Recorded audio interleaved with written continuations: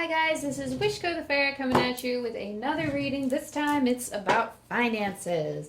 So, this one I'm going to do a little bit differently than I did my last one. I have this intention candle out, green for finance. I actually had this for myself, but the original intention, I wrote financial abundance on the little sheet of paper that I was going to burn, but essentially what I had wanted already come to fruition. So it's basically just been this pyrite soaking up all of this intention and this bay leaf and all this stuff that I'm going to burn. So I figured since I'm going to do finances for this reading, I might as well just pass it off to the collective. So the intention I wrote on here is financial abundance, and the guidance that I got for this reading was to use tarot.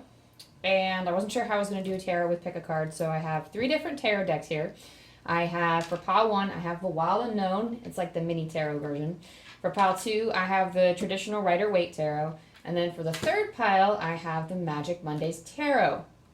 Now, specifically in finances, it's just a general, what do I need to know right now?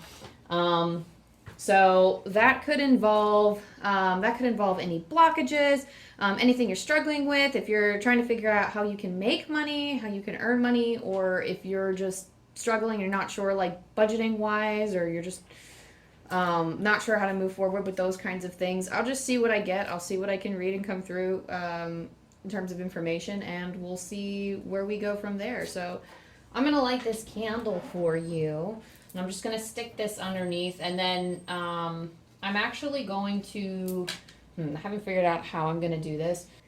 I'm going to post the timestamps in the description box below. So pile 1, there's going to be pile 2, pile 3, and there's also going to be a timestamp for the paper burning and the leaf burning, if that's something that you're interested in watching and releasing out and helping me with that energy, because this is a spell for myself as well as yourself. So if you're not interested, you can just skip to the meditation, or you can skip straight to your pile if you know immediately which reading you want to dive into. But I'm going to light this candle now. So if you chose pile 1, for instance, and you finished pile 1, you would just skip to the timestamp with the burnings. You can set this intention for whatever you'd like. I just put financial abundance on here, so if it's related to finances, if it's related to this reading, whatever you want to infuse this with, you're more than welcome to do so. I'm just going to put in general, just financial abundance, and just let you mold your intention however you see fit. So, and here we're going to light. If my lighter wants to work, actually it probably doesn't want to work, so we're just going to do this. Amanda is prepared. So we're just going to take, that's the best way to do it. There you go. Thank you, thank you. And so it burns. All right, and then I'll give you guys a minute to sit with these cards for a second so you can figure out which deck you would like to hear your message from. Remember to listen to your own intuition and to make responsible decisions, especially when it comes to money. I mean, it's so connected to our livelihood, so just make sure that, you know, that whatever you're hearing confirms what you already know or what you already feel. So always consult with yourself, always consult with your spirit guides, your spiritual team, and then do what you feel is best for you. If it doesn't feel like it's resonating, you can drop it, leave the rest. You can hop on to the next pile. Some people listen to all of the piles and find that there's a little bit of something in there in each of them for them. And sometimes people listen to all the piles and find that there's not really a message for them today, and that's okay too. Just make sure you use your own discernment and you check in with yourself to make sure you're making the right decision for you and your life. And let the silence commence.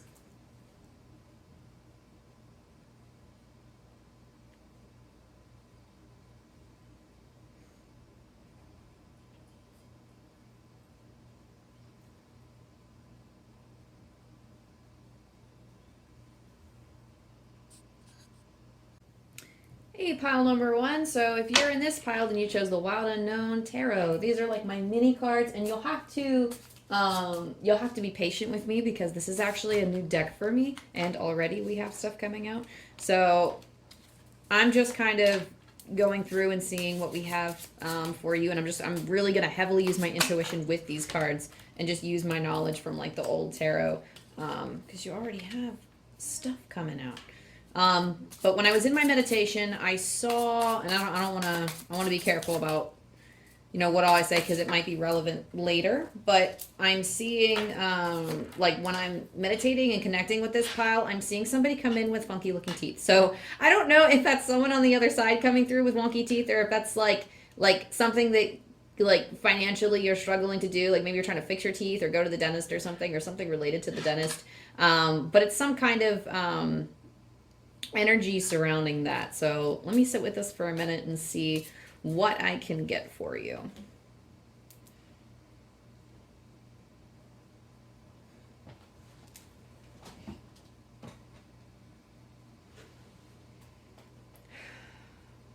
Nine of Pentacles. Okay, so here you have the Nine of Pentacles.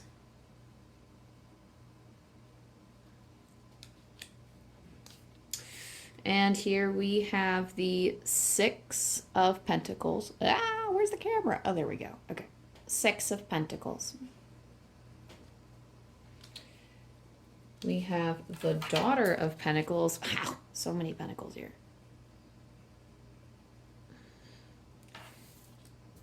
The Magician.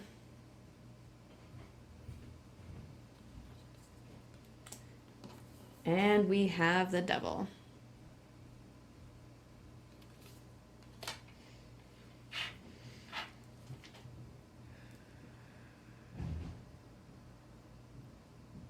Okay, so I know we all want to panic when we see the Devil card. Regardless of what form, there's always that little jump in like anybody I've talked to, even I get it sometimes when I look and I see the Devil or Death or like one of these like haunting cards or whatever. We see something like this, especially like in the form of a goat, and we're like, oh my gosh.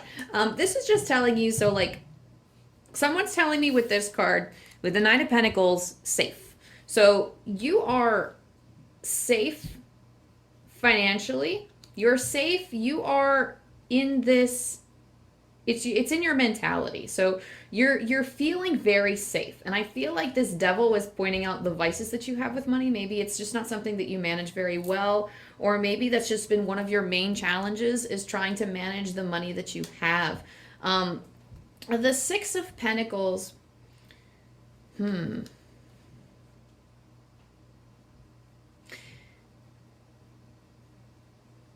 The Six of Pentacles is telling me that there's some venture that is leading to abundance for you. I mean, you planted these seeds a long time ago.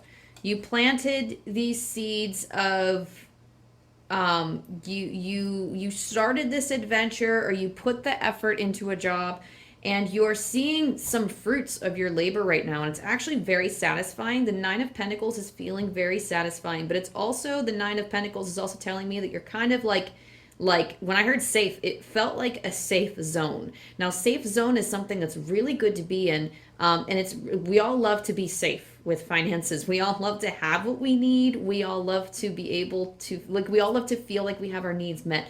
But I'm having, like, with this, I feel like there's more. I feel like there's more. And it's not so much, the Devil might not be so much as how you're managing money, so much as how you're getting, hang on. So like we're not quite there yet, but the Daughter of Pentacles is telling me that there is some new venture that maybe you're seeking out. Okay, so seeking out. There's something that you're seeking out. There's something that you're looking for, and it's not quite what you have right now. You feel very safe, and it might be stopping you from going on this new adventure. But what they want you to know, what Spirit wants you to know, is that actually you're a magician. I mean, you're very powerful. You have, and this is what I love about the Magician card, and I love that they have, I think this is like, oh my gosh, my animals are so messed up right now. I think it's a jaguar. No, that is not a jaguar.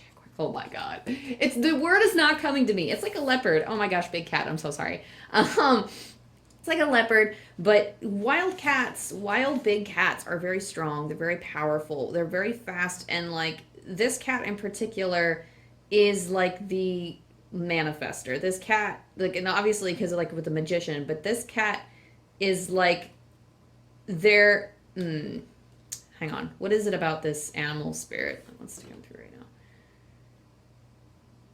Because like I'm getting, since the animals are kind of important here, and I've been connecting with the animal realm, so I feel like that presence coming in. So like with the, let me go back for a second, with the Daughter of Pentacles, I feel like the deer is like a very gentle touch. I feel like the deer is somebody who is very subtle, maybe very timid. So I feel like with the Daughter of Pentacles in particular, especially with the deer on this card, there is a shyness, or there is like a timidness in how you approach this goal. It's almost like you don't want to. I said before, you're very comfortable when you're afraid that going into this new adventure might, or like exploring something new or starting over might seem very scary, and you really don't want to do that. You kind of want to graze on the outskirts a little bit. It's kind of what the feeling that you want to do. You want to watch it from afar. That's what I'm feeling with this. You want to watch it from afar and not actually do anything. You don't actually want to be this leopard right now. You don't actually want to you don't want to be bold and jump in there for the attack with all of your power. I mean, again, you have the swords, pentacles, cups, wands. You have all of this at your disposal, but this is almost like your inner power that's like refusing to come forward because you're so timid about this. It's almost like you're held back by the safety, and the safety is holding you back. So this devil is okay, because on one hand, I'm feeling, ooh, trends. Okay, so trends, routines, anything that you've had with your money, it's time to break some of them. So, and this is something that, you check in with yourself to make sure that this is something you actually want to do. But I feel like with the devil here, this is like your safe haven, but it's also kind of like, I'm not going to say a trap, but it's almost keeping you from going forward. It's keeping you from accelerating into what you can be. So I'm going to keep shuffling and see what else I can get, because for some of you, the devil can be vices of like not managing your money well and really not having a lot of money to continue on to the next venture. But I feel like you guys, like your money has, okay, so never mind, maybe they're correcting me a little bit. So for some of you, that might be the case. For a lot of you, money is made. For a lot of you, like, somebody said you have it made, and I don't know, this doesn't mean that you're rich. This doesn't mean that you got like hundreds of thousands of dollars. It doesn't mean, like, this doesn't mean your finances are over the roof or nothing. But this could also, like, this just means that you're comfortable, that what you were working towards before is finally bearing fruit. And it's okay to want to go in and try something new. It's okay to explore something different. And it's okay to like invest in a new financial opportunity. It's okay to try these things. I mean, what's life without a little bit of risk? Just make sure you understand like the kinds of like consequences that can come from that, but also understand in your power. The universe is working for you, not against you. So even if something doesn't work out, there's a lesson to be learned from it. So let me see what else I can get. Ooh, another big cat. Ooh, hang on. I'm sorry. This one like flew to the floor, so let me grab it.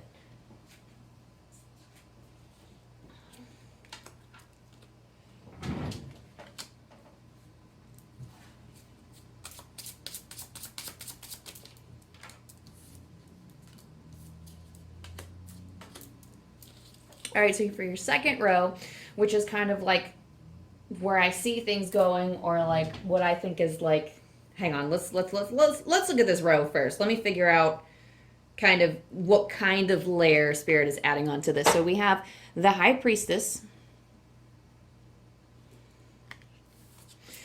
and we have the Five of Pentacles.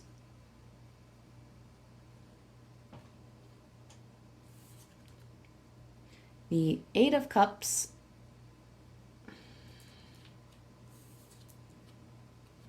Five of Wands,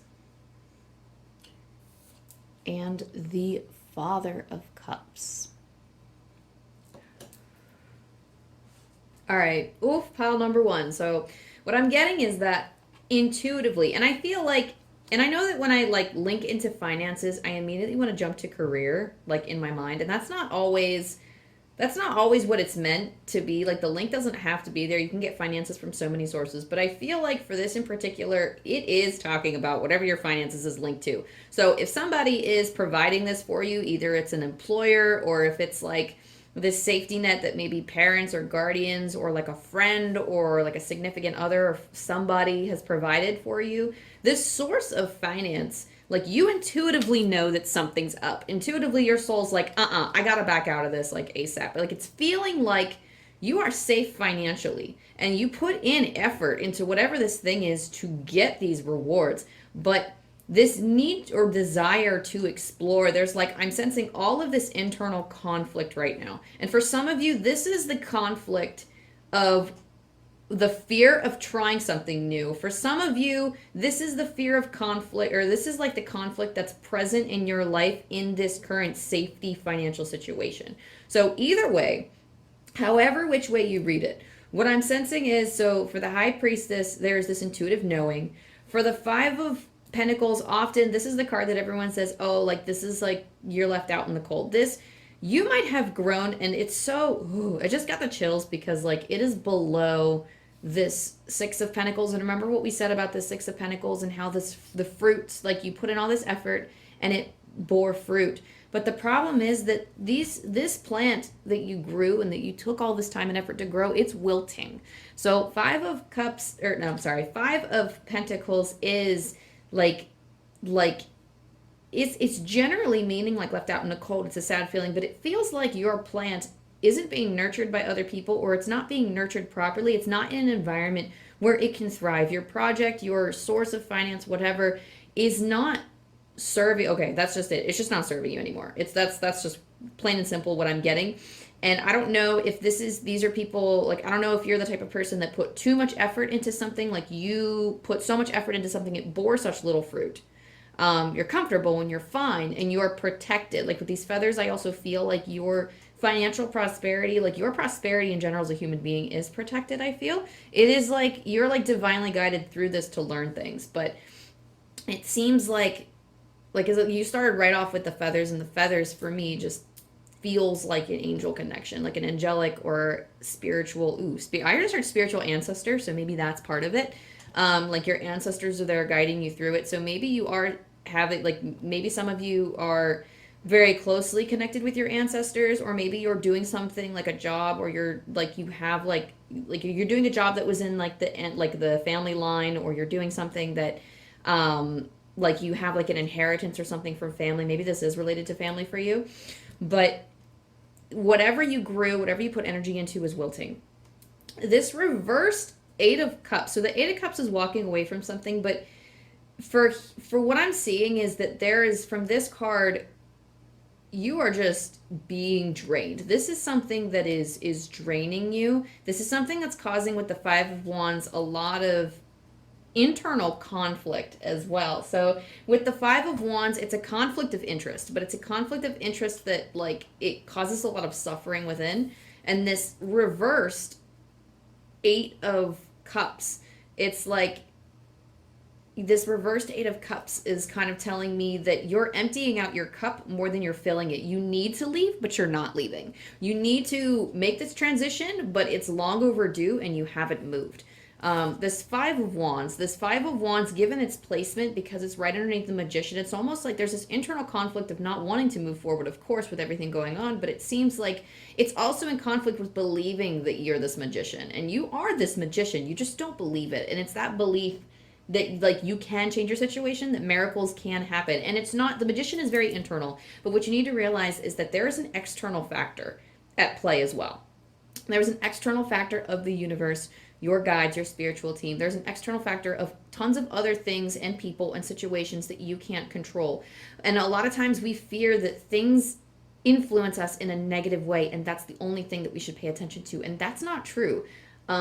Things can influence us in positive ways as well. So just take some of those cups and flip them back over by making the decision to go elsewhere or do something else with your energy and your time, because it seems like it within is so scattered. It's almost like somebody just took all these sticks and just threw them up in the air, and they're like, okay, I'm done, bye. Like you have these talents, you have these things within you, because like with the sword, the pentacles, the cups, and the wands, like all of that is within the Five of Wands as well. And all of these things, all these possibilities, you're just tossing them up in the air, not sure what to do with them. But you can make magic by grabbing one of these sticks and waving them.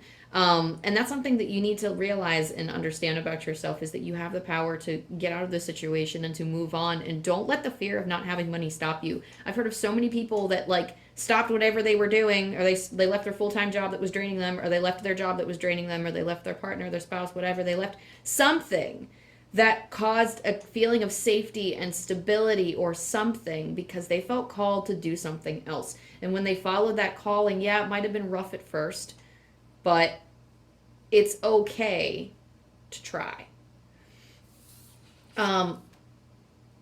Father of Cups is telling me that you actually have, like, even though there's like a lot of this internal, like, commotion going on, the Father of Cups, he's very in charge of his emotions. He understands his emotions. He knows where they come from. He knows, and he's in a very good state to, like, analyze and see things as they are. But again, he's also about, as kings, they are always following the rules. They are always, like, they don't really bend them often. And they don't, like, I don't know, for kings, I feel like it's hard for a king to think outside the box sometimes because they're like strict in doing things. So, like, I feel like you might be very strict with your emotions. Under the devil, I feel like how you handle your emotions are what's causing some of this trapped energy. I feel like there are some coping mechanisms that might feel better to you, coping mechanisms that can help you move forward with this, because not even just coping mechanisms, something else is coming through, but it's like,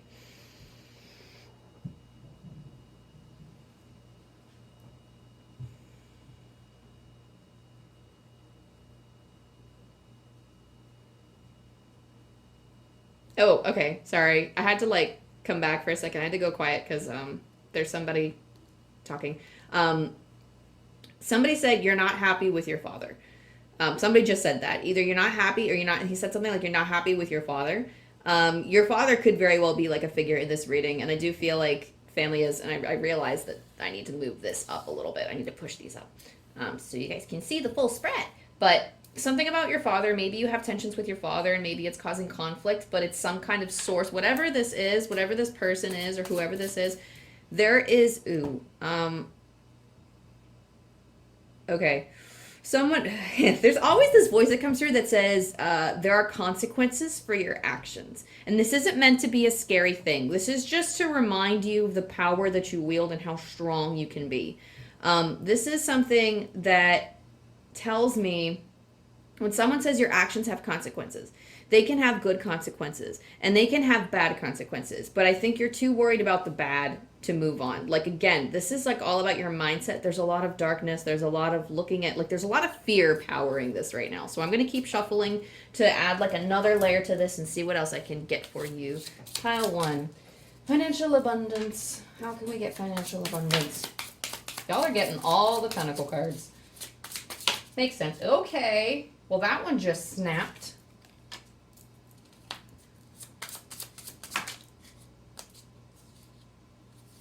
Oh, yeah. Y'all definitely got, like, a father figure bothering you. Some of you have, like, a father figure really bothering you. Okay. So, next up, we have the 7 of Pentacles. We have Strength in reverse. And I don't normally pull reverse, so that's obviously something that has to be. There's a Father of Wands.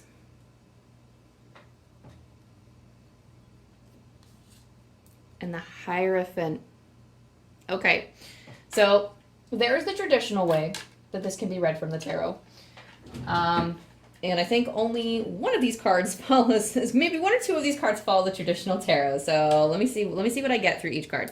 So 7 of Pentacles is hard work. This is not going to be easy. This is something that, okay, yeah, you might have put in the effort before for this blooming fruit. But, and I can't,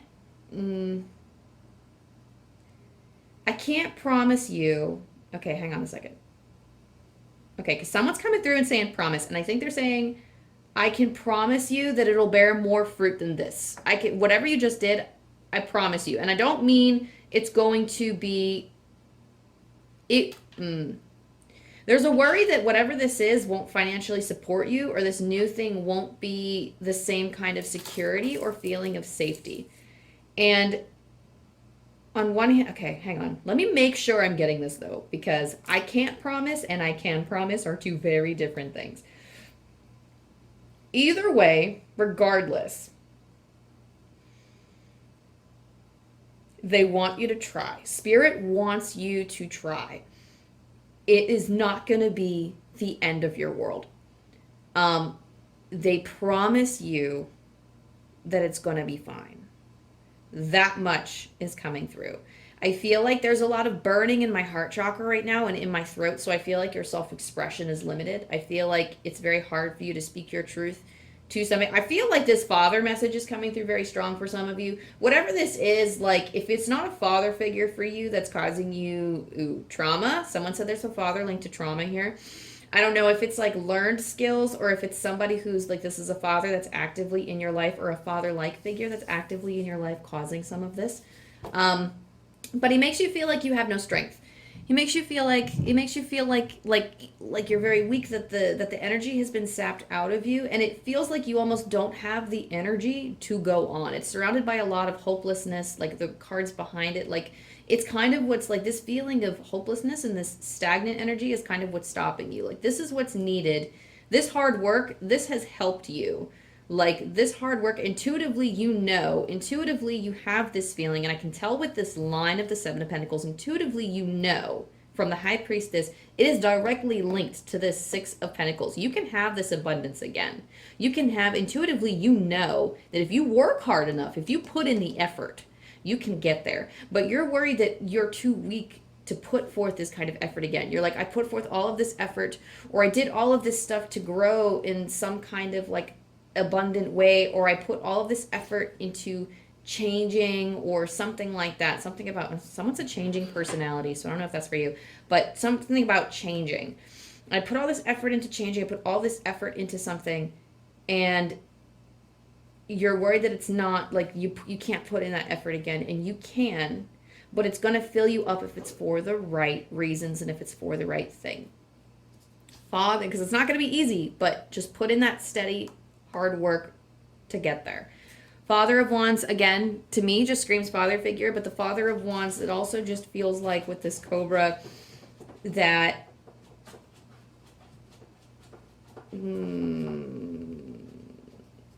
lightning will strike. And I don't mean this in like, that's so interesting because the Hierophant has lightning as well.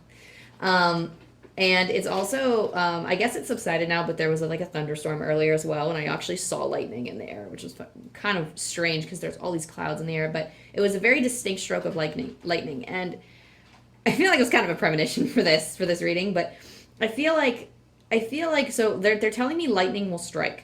No, I'm not really sure what that means for you. If something is coming and you feel like something is coming, or some like there is an anticipated fall to something, or something's going to happen in this, like, I guess, relationship you have with your father, or if there's something that's going to happen with this relationship you have with this authority figure, or whatever the case may be, it just seems like lightning will strike and something is coming.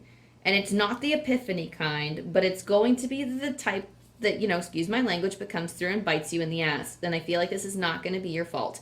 So just take caution. Be cautious with this. I feel like you're in a situation where you feel like prey, and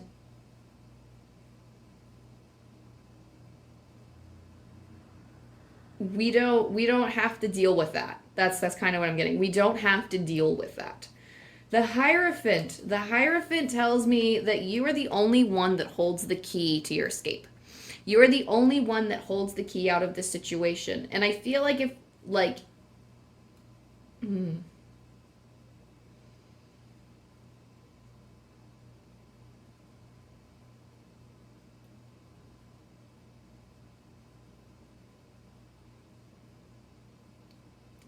the Hierophant is all about, in the traditional tarot, it's all about coming back to order. It's all about belief and structure and tradition. But the Hierophant in this deck for right now, it seems like the Hierophant for me is breaking the chains in your mind. I feel like it's breaking the chains in your mind, because right now, connected with the Magician and the Devil specifically, and with the Father of Cups under this authority figure, or under this person, or under this I don't know, it's all connected to this father energy, and it's all connected with like the internal conflict. So whatever the case may be, you hold the key out of this. You have this power to break free from this. You just need to say the word and have that belief, because I feel like that's the only thing that's holding you back. And I'm going to pull 3 more cards for you on like your way forward. Oh, hello. Everything just fell over. Okay, we have the Empress. I'm going to show you nice and pretty the Empress. We also have the Son of Pentacles.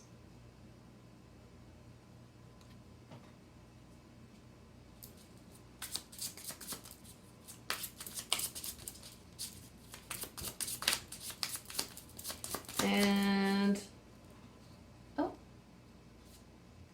I will do one more.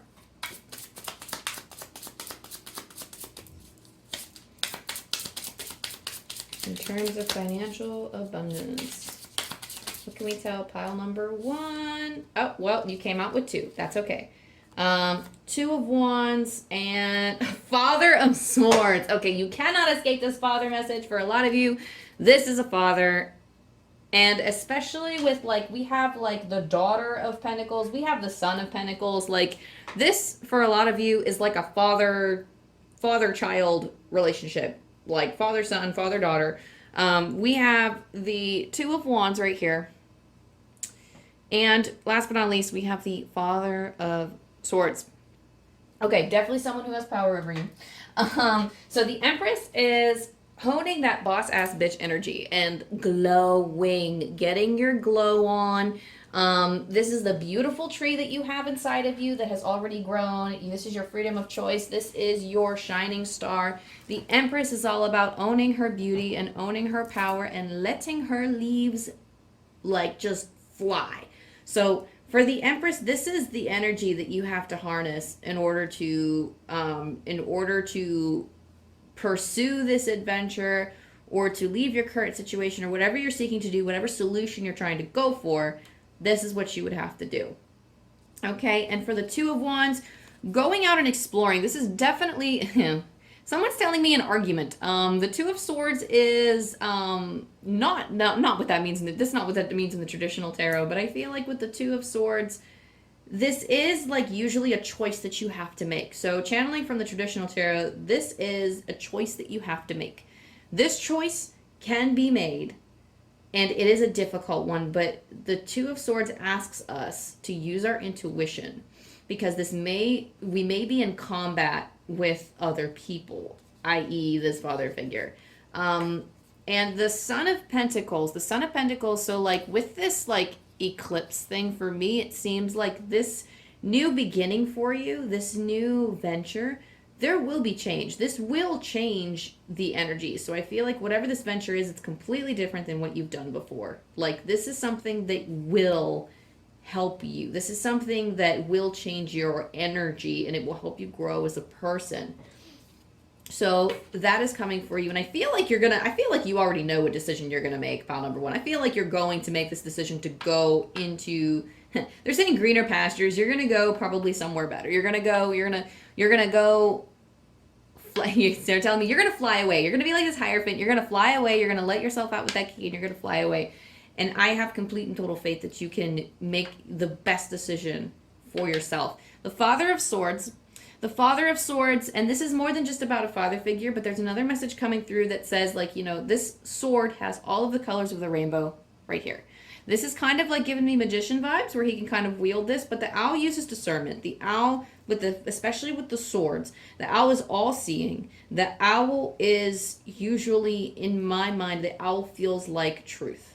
And with the sword, especially with a single sword with all of like a multitude of colors inside, when it has every color of the rainbow, the owl is all-knowing and can see. And the owl uses this to his advantage. So you know your situation, and you know how to deal with the people in your life, and you know when things go wrong, when things go awry, but also the things that could help it turn out good, or could increase your chances of peace and harmony.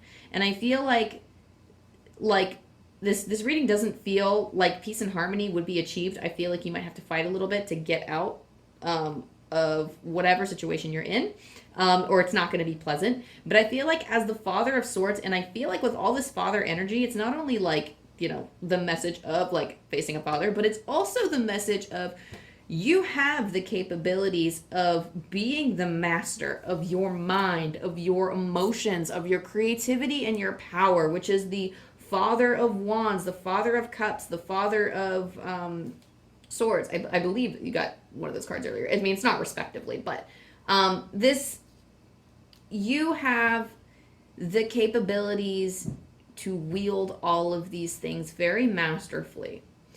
And it's okay to start something new. You just need to operate with discernment and to make sure that you are doing what's best for yourself involved. Well, doing best for yourself, and then also for whoever else. It might not be the best for everyone else involved, but that's a decision that you're going to have to make for yourself. And I feel like it's something that, in order to minimize your internal suffering, just make it soon. Do yourself the favor. If you already know what you're going to do, make it soon. Make that decision soon, okay? So they're telling me I'm so happy the message is over. So I think that's it for you all. But thank you, pile number 1, for stopping by. Thank you for checking in. Thank you for tuning into the energy. Thank you for letting me read you. Thank you to my guides, my higher self, my spiritual team. Thank you to your spiritual team, guides, higher self. Thank you for everybody involved in helping deliver these messages. And I'll see you next time. Goodbye.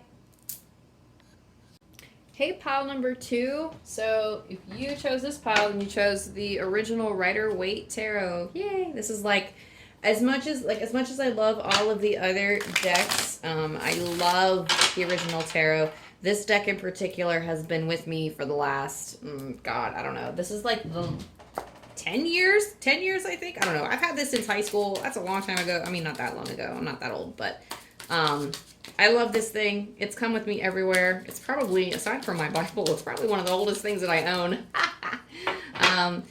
Anyway, so as soon as I connect with your energy, I'm getting the sense that I'm hearing just a lot of doubts and a lot of fears. It's all about confidence. There's a lack of confidence. There's a lot of feminine energy here too. I'm not sure if maybe you're a woman, or if you have a lot of feminine energy on your team, or if you work a lot with divine feminine, or you just have a lot of women guides. It does not matter. Like, a lot of times they don't have a gender, but they're just appearing to me as women, shining lights. There's an angel that's coming through. And they're telling me things like, you're not very good. There's a woman who hates her power. So,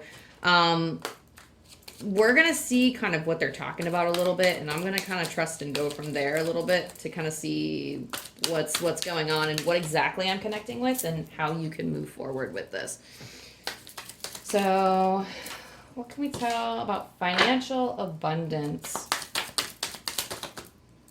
Ooh. Financial abundance for pile number 2, please.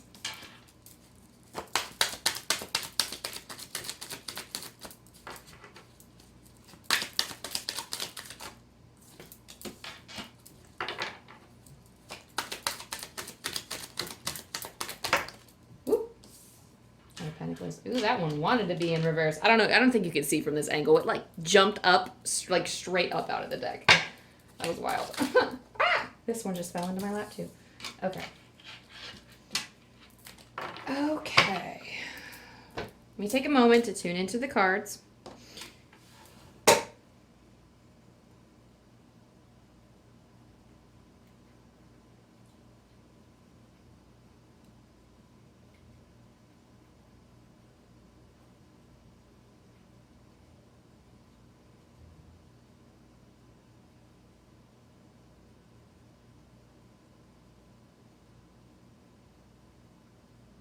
Okay.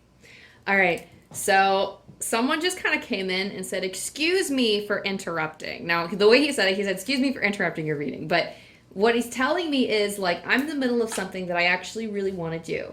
And it seems like for your energy, like, the symbol that they're using for me is that somebody's bothering you. You have the 5 of Swords here. You're in conflict with somebody. You're in conflict with outer forces. This is not an internal conflict. This is a conflict that you have with other forces aside from yourself. Other people, situations. I'm getting the sense that it's people, and I'm getting the sense with the 6 of Pentacles that it's too much.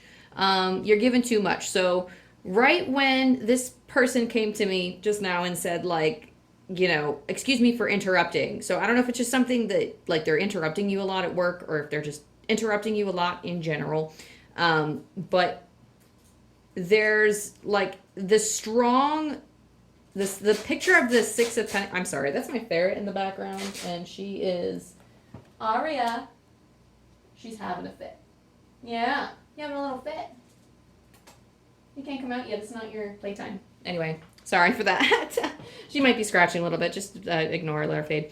But you could just ignore her. But the Six of Pentacles is about giving too much. This guy of the Six of Pentacles is very good at balancing, but anytime the Six of Pentacles pops up in my readings, it always seems to give the vibe that you're giving too much, or that you're giving somebody a little bit too much of your attention. And that there's somebody, like, it's no coincidence that Arya keeps interrupting us right now. That's one of my four ferrets.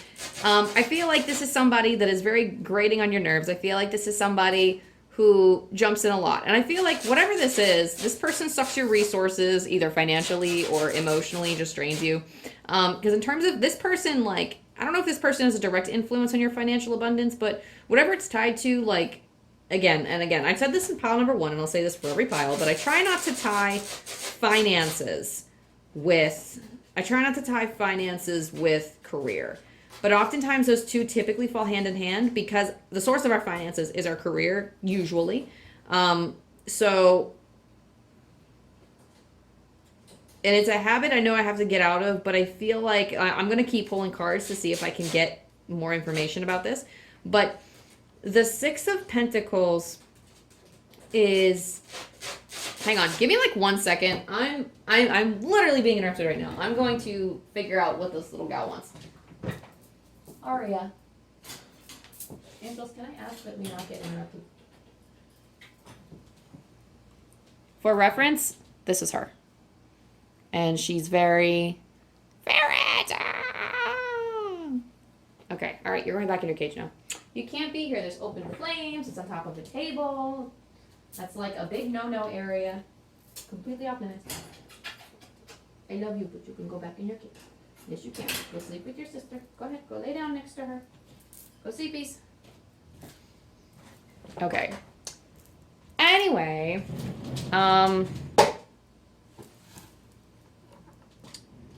something about watching a baby. I don't know. There's some kind of interruption. And this could be an interruption in your finances, where someone could be coming up and being like, hey, I know you're on a roll in your savings. I know that you're in the process of being financially abundant, but I'm going to need to borrow some cash. This could be somebody that actually does that. And, somebody who openly, or maybe, someone's saying openly suggests. So maybe you're the one to openly suggest it, to give your financial abundance away.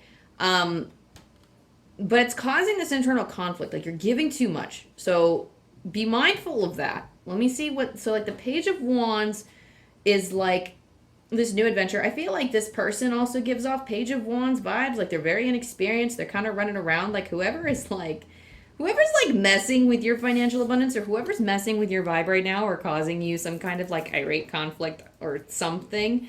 This Page of Wands energy, he's very impulsive. He kind of just goes up and just does whatever he wants. Doesn't really think of, I'm not going to say like, in this particular sense, I just feel like he's very inexperienced. He's very not aware of the consequences, and he doesn't really hold the same weight to money. He doesn't hold the same weight of your time or your energy or whatever resources you're pouring into this person. There's not a lot of thought going into it, or there's not like you're investing all this energy. You're like, oh, well, maybe he's going to be, maybe this person, I'm sorry, I say he. Page of Wands could be anybody. It could be male, it could be female, and I'm totally just throwing he out there because it's just an easy gender to grab onto, but as an example. But this Page of Wands is, and I don't know if you can hear that, but there is like thumping going on my ceiling. So, okay, so this is telling me all these things coming up are literally telling me that this person disturbs your life. This person disturbs, he kind of comes in, guns a-blazing, and just kind of like, for whatever reason, it's like a shitstorm every time, or it's like, okay, well, let me take care of this person. They have kind of this childlike energy. They feel like, it feels like someone just told me I can't get anything done. it's one of those things. And for some of you, this actually could be a child. For some of you, this could be a child who's like ruining your financial abundance. Or I wouldn't say ruining. I think we would do anything for our children. I have 4 ferrets. I don't have any children, but I have 4 ferrets, and they are as close to children as I'm getting right now. And I would give them the world. And if they could talk, I would be giving them more of what I give them now. I'm absolutely sure, if I 100% knew what they wanted. So it's hard to say no to somebody who you take care of and who you want to see grow. You don't want to see them upset. You want to see them like, but it's just like, they just don't handle money correctly, or they don't handle your resources correctly. They don't respect your energy. And I mean, they're kids. What are you going to do? You know, or maybe this other person just carries such a childlike energy that they just don't have it within them.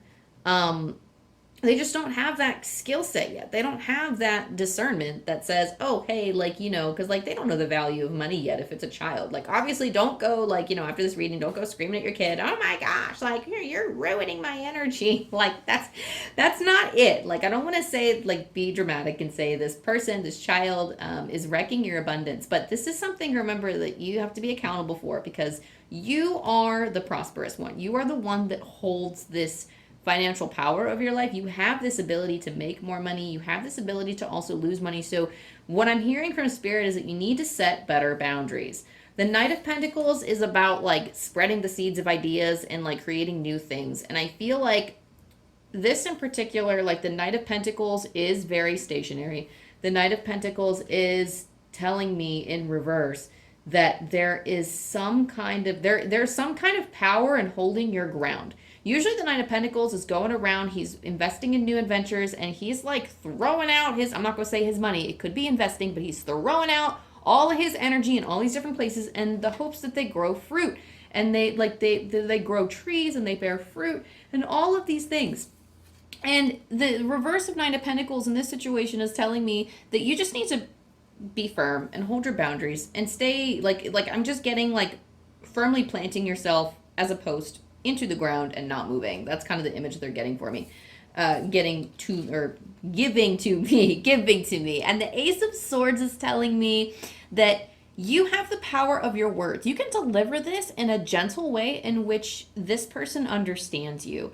You can set these boundaries. It's going to be the power of your words, and it's going to be how you wield them. So not in a forceful way that would lead to some kind of disrespectful behavior or some kind of conflict with this person or child or whatever, but this is something that you can put a stop to. Just set your boundaries and say, like, these need to be internally known first. You need to know your internal boundaries. You need to know your boundaries before you actually enact them, because you don't want to be inconsistent, especially with children. You want to make sure that they know the expectations and they know the rules. Just pull them off to the side, whether this is your child or whether it's somebody else. They all deserve the same amount of attention, to where you pull them aside and be like, hey, I've noticed as of lately that I have been giving a little bit too much to you, and it seems like blah, blah, blah, blah. Like, this is what I wanted, this is what I expected, and this is the consequence of that, for good or for ill. You want to mention the good and the bad, and you want to make sure you moderate it, because the Ace of Swords, we have anytime that I see the Ace of Swords, I always think of how lush this looks, and I know they're different plants, but on the one side, the Ace of Swords is very lush, and on the other side, it kind of looks like it's dying. And that's not, actually what it is. It looks like it's like a whole different kind of tree. But essentially, the Ace of Swords holds the intellect and the mind and the capabilities and the communication skills of both different sides. The Ace, anybody who wields the Ace of Swords, anybody who wields the main sword can see that there is a positive, there is a negative, and you need to make sure that you present both of those when you talk to this person and when you set your boundaries. So make sure you're aware of both sides. It's like getting information from their side and talking with them first and trying to reach this conclusion with them, even if they're not 100% like in agreement. So I'm going to see what else I can get for you for the second row. Ooh, that one's reverse. Strength. Oh, you're the second pile that got strength in reverse. And that's for a different deck too. Ooh, that was sideways. Were we feeling Spirit? Is that upside down? That's your card. That doesn't help me. They're like, that's your card. I'm like, okay, well, we'll put it like that. And then the Hermit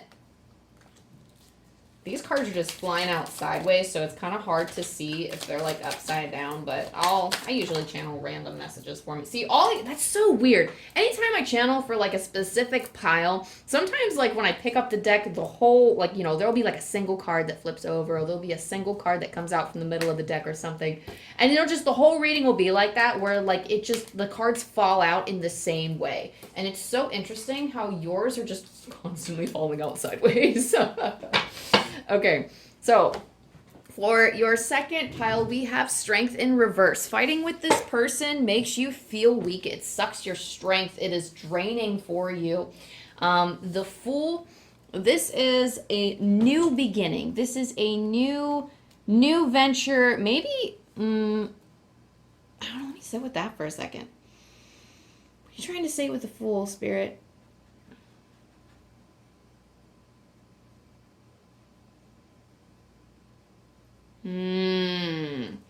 Okay, so they're telling me, so like they're telling me, I'm sorry, they're telling me this very bluntly. They say like you talk too much of like, and I don't know if it's directly related to your giving, but there's a lot of making, I feel like this is making promises that you can't keep. I know that's not the traditional like way to view it, but it's like, in this in particular, it's almost like you're giving and you're very carefree about it.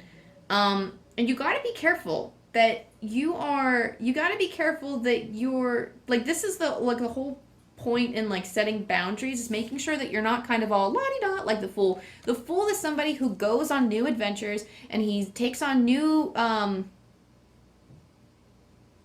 okay, I don't know why they told me quotation marks. New adventures, quotation marks. So like new, you might be, okay, and this might be something else too. And again, if this is not, I'm just using this as an example, like the mother or father son, or like the traditional way of seeing it, like in that, like I'm just using it as an example, but somebody's saying like that you might be new at something, quotation marks. So like you're new, but you're not really new, to something. Or maybe this is like a new leaf that you turned over something and you're just very giving, or whatever the case may be. There's something about you being new or fresh, and maybe it's just not respected. Maybe it's not respected to the same degree as you thought it would be. But okay, so like, there's shortchange. Don't shortchange yourself. Don't sell yourself too short. And I don't know how that phrase actually goes. Maybe I use like the same of different kinds of phrase, but put more value to the kind of person you are and your skills and what you bring to the table, and even like in ways that you manage your finances too. Like, this isn't how you manage your finances, but this is how you're managing this person. This is like a person that is kind of like, or this conflict with others that's kind of like sapping you of this energy. This Hermit card with the Page of Wands. This Hermit card in reverse tells me that this is somebody you really can't be away from. This is somebody, I really get a sense for a lot of you, this is like a child, or this is somebody in your family who you live with, or someone you live with. Maybe it's a roommate, but I really get a sense that this is somebody with a very young type of vibe, very inexperienced type of vibe, and you may be new. Maybe you're just like, maybe this is like a new roommate or something, or maybe you've just went out into the world for the first time, and like, you know, you're relying, like, you know, you got a roommate or whatever, but there's some kind of situation that you're coming into where you're new, but not new, like you have the skills to deal with it, and it's almost kind of like that's being taken advantage of. And this Page of Wands kind of next to this Hermit, like it's right above this Hermit, and that tells me that this person might be very outgoing, that you are...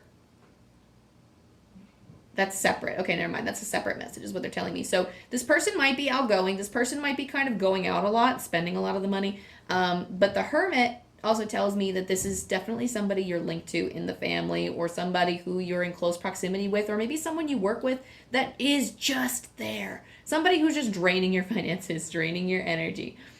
Justice is the need to be fair. So again, with the boundaries, and he's holding the sword, just like with, let me pull it up again, Ace of Swords, holding the swords. You need to be the person to, like, bridge this gap of understanding and make sure they understand what lines you will and will not cross. For you in particular, you have to make your boundaries known and you have to make your boundaries clear. What are you comfortable with? What are you comfortable giving? What can you comfortably give and be okay with? Because at this point, if you feel drained, you're going to want to completely cut this person and be like, no, I don't, not literally cut them, but you want to cut them off. You'll be like, I'm not giving you anything else. I'm not giving you any more time, money, energy. I'm not giving you anything else. So you need to cut, like, this is like advice from Amanda. This is advice from Wishko the Ferret, but step back for a minute, take a moment to refresh and to bring yourself to a neutral position. Okay, so take a step back for a moment. You might not be able to do it for very long if this is actually a child and they demand your, maintenance and care. But, take a step back and actually try to get, like, meditate, connect with your guides, try to get to a neutral standpoint and see, okay, what am I on a neutral standpoint willing to give? Because you have to replenish this energy that you're losing. You have to replenish it somehow. And I feel like you lost a lot in this overgiving and in this conflict with this other person. But you're making magic with this magician. The magician is somebody who has all of the power, and maybe you are like an authority figure over this person. I mean, if you are giving your resources to somebody, you quite literally, that is a power you have over them. But this is about creating from within. This is about creating and manifesting money from the outside. This is manifesting things. He has all of his resources at his disposal, and I feel like you're actually very good at wielding it. Just make sure you're wielding it in a firm, but like I don't want to say firm but gentle, because that is totally contradictory and not specific at all. But it's you want to make sure that you're firm and firm and assertive, but that you're not aggressive. You don't want to be aggressive, but you don't want to be too passive either. Just find that middle ground of being assertive. You don't want to be aggressive, you don't want to be passive. Because that's important with boundaries. I know, like, when we're drained, we tend to go one extreme or we tend to go the other. We tend to go one extreme or the other. But for you have this power, you have this ability.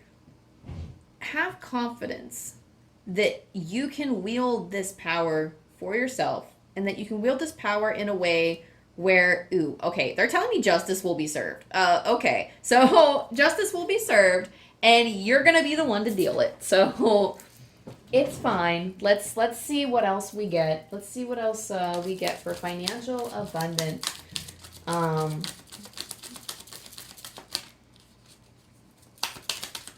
that's another thing too, because I'm being called to like pull back to this confidence message again. You might be not the aggressive type, but the passive type, or maybe you're just completely lacking in confidence in general. And I feel like that might be part of the reason why your energy might be so sapped. So find that internal power of yours. Find that power that helps. See, the Queen of Cups tried to come out earlier too. And I was like, oh, well, it'll come out again if she needs to. And she did. Whee! So find that inner power find that inner power of, I don't know, I lost my train of thought. Find that inner power and bring it out. Because believing that you're not very good at something, just because you're new, okay, I don't know why I'm connecting that message again, but believing that you are good, because you are good. You might be new, quote unquote, they're telling me quotation marks. You might be new at whatever it is you're doing, but you're no stranger to this. You know what you're doing. So get rid of that beginner mentality or that new mentality, because people will continue to take advantage of you until you see yourself as not that anymore. People will treat you, and this is all about them cycles, and I'm not gonna maybe I'll make a video about it one day, but I'm not gonna sit and talk about it a lot. But a lot of times, and maybe it's because we're talking about it now, but your confidence is holding you back and you're kind of in your own way. So take a breather. And honestly, they're telling me take a bow, and literally I think what they're trying to say is bow out. Bow out of whatever it is this is, and that is the boundary. For some of you, that's the only boundary that you need, because you are way too good to be taken advantage of, and you're actually really good at what you do. And you just need to believe in that personal power. So, okay. All right. So we have quite a few cards out here, and I kind of pulled I guess another row, but I pulled another row below this row too, so that'll go on top after. But so we have the Hierophant. Now the Hierophant is all about tradition, how things have always been done, and kind of wielding this power. Sometimes he means religion, sometimes he means like something connecting with spirituality, going to church. And I feel like with the Hierophant,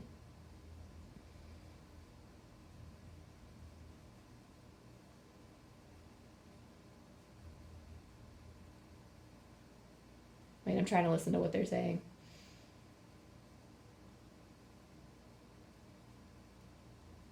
Okay, yeah, no, they're telling me you got to be confident. That's really all they're saying to me. You got to be confident. The Queen of Cups has confidence. She has a lot of confidence in the bag. She's Queen of Confidence also, or Queen of Confidence. Wow. Okay, so maybe that's what you need is the Queen of Confidence. But what I meant to say, be the Queen of Confidence. What I meant to say is Queen of Cups. Queen of Cups is very laser focused on her goal. She's very focused on this cup. She's very focused on where she needs to be. And I feel like the Hierophant in particular, he assumes his role, he assumes his position, and he enforces those. And again, the Hierophant, I see the Hierophant as the boundaries card. The Justice is like being fair.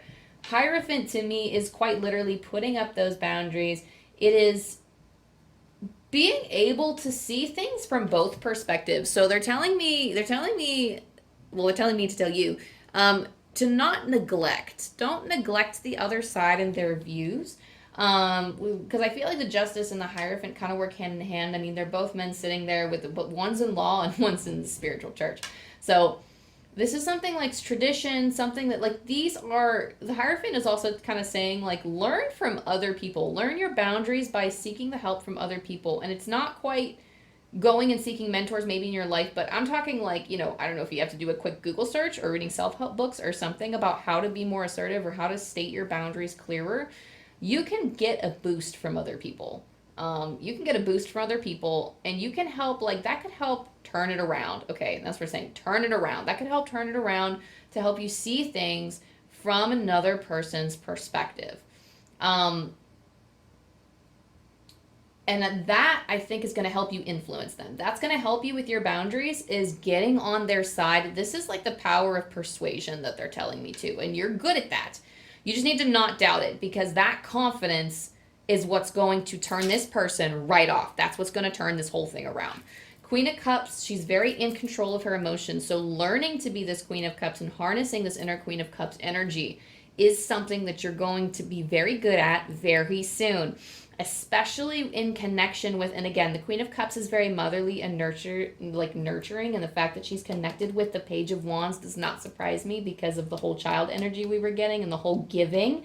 But this Queen of Cups, while nurturing and giving, she's over giving here. So definitely, you may think, like, people may look at you like the fool, like not a quite literal fool, but as new and naive and coming in, but you are actually the Queen of Cups here. You are very experienced, you're very wise, you're very good, not only in the emotional sphere at handling your emotions, but you are quite literally like a queen. Like, you are a queen. And I mean, hey, if you're a man, a king, you are like in charge of your life. You are in charge here. And you might not actually be in charge, but you have authority over the things that you feel and the kind of energy and resources that you give other people. So claiming that for yourself.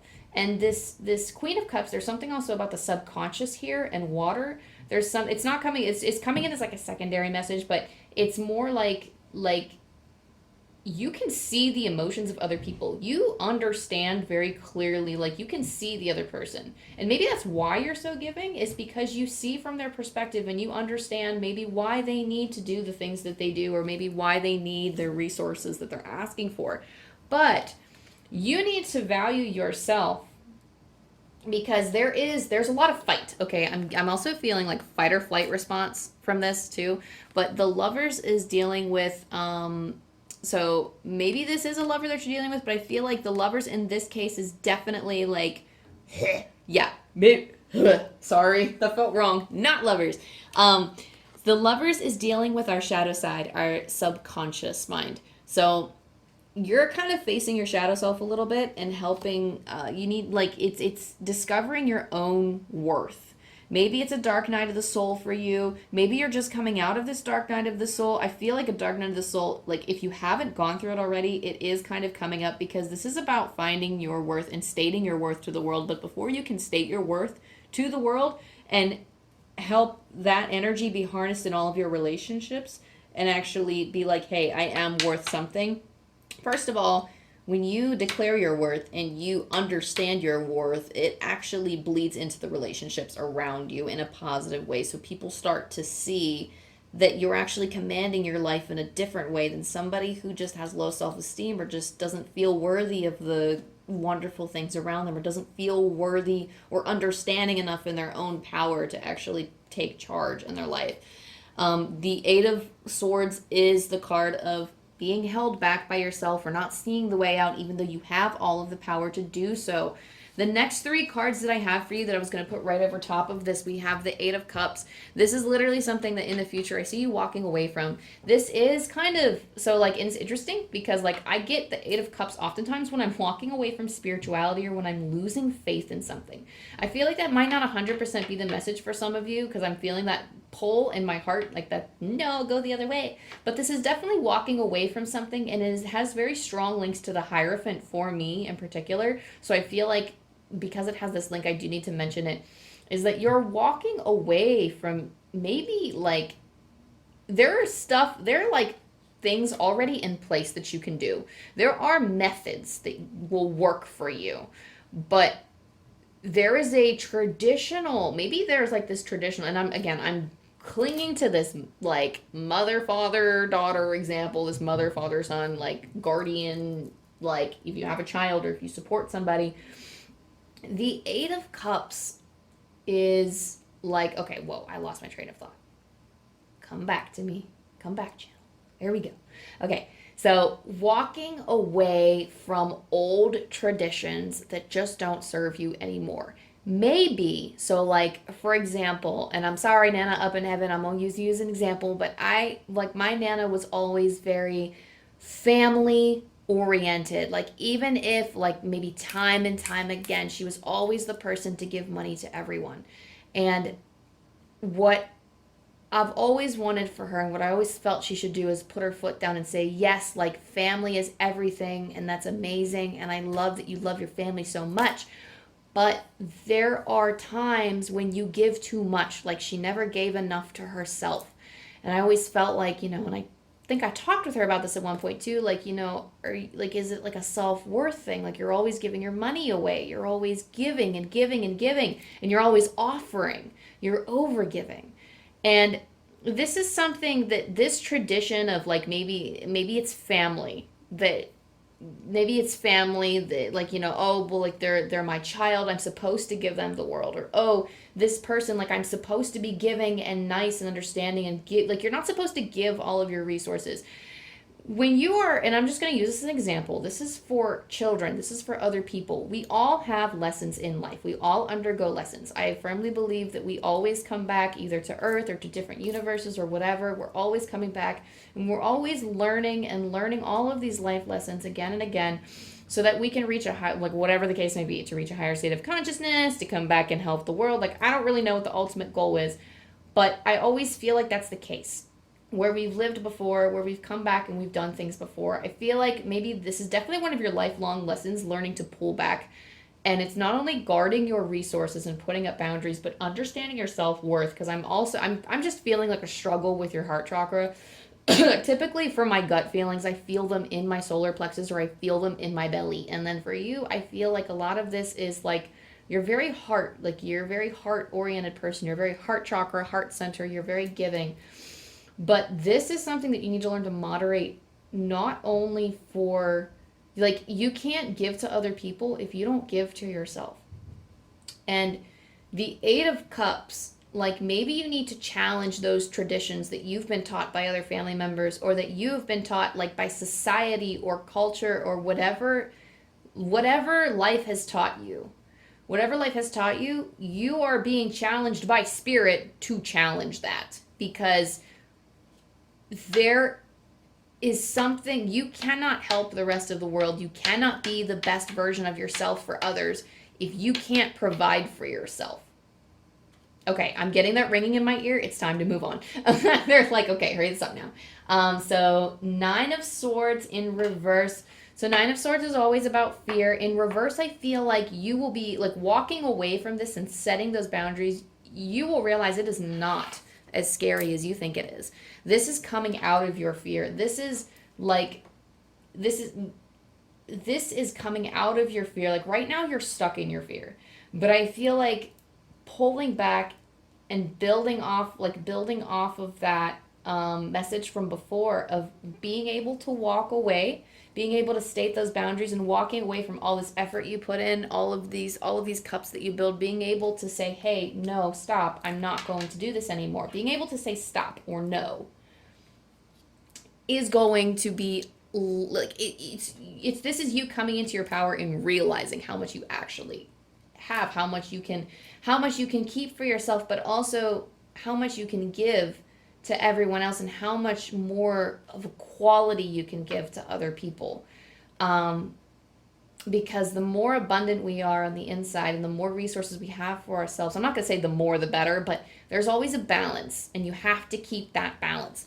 And the Queen of Pentacles is about being smart with her resources. This is where you're going, pile 2. You are learning. In the end, you are learning to be this Queen of Pentacles. You are learning how to nurture your resources, to care about yourself, to tend to your own garden. That's all about what the Queen of Pentacles is. These last 3 cards are your future in laying down your boundaries and where you can go. Like once you walk away from what society has taught you or what your expectations are, you come out of fear and then you learn to be the queen or king that you are and harnessing your full potential and power. So don't let anybody and their negative self-talk get you down. If confidence is still something that you're struggling with, that is also something that is going to help you through this. I don't know. They're saying dark night of the soul or bad, and whatever you're about to go through. I don't want to say bad energy, but whatever dark night of the soul or whatever challenges you're about to face, you are going to come out a much stronger person. You're going to come out more confident. Just confidence is going to be your key in your boundaries. Okay, so that's all I have for you, pile number 2. Thank you for connecting with me. Thank you for letting me connect with you. Thank you to my spirit team and my angels and guides. Thank you to your spirit team, angels and guides. And I hope to see you next time. Bye! Pile number 3. If you chose this one, then you chose the Magic Mondays Tarot. So, you got like a little bit of flame left. Apparently the candle did not last all 3 readings. So that's okay. I still burned the intentions from earlier. So you can still fast forward to that bit and see it. So even though it goes out, don't worry. Like the intentions were burned before. But, it still works the same. It'll still be fine. So usually what I do is I meditate before each reading, and yours was a little confusing. I did hear some stuff. I can't really make sense of it. So I'm just going to use them as keywords throughout the reading. Okay. Already. I'm just going to use them as keywords throughout the reading, and I'm just going to pull for the Magic Mondays Tarot and see what comes forward when I ask about your financial abundance, your abundance. What do you need to know? What does pile number 3 need to know about their finances? Oh, hello.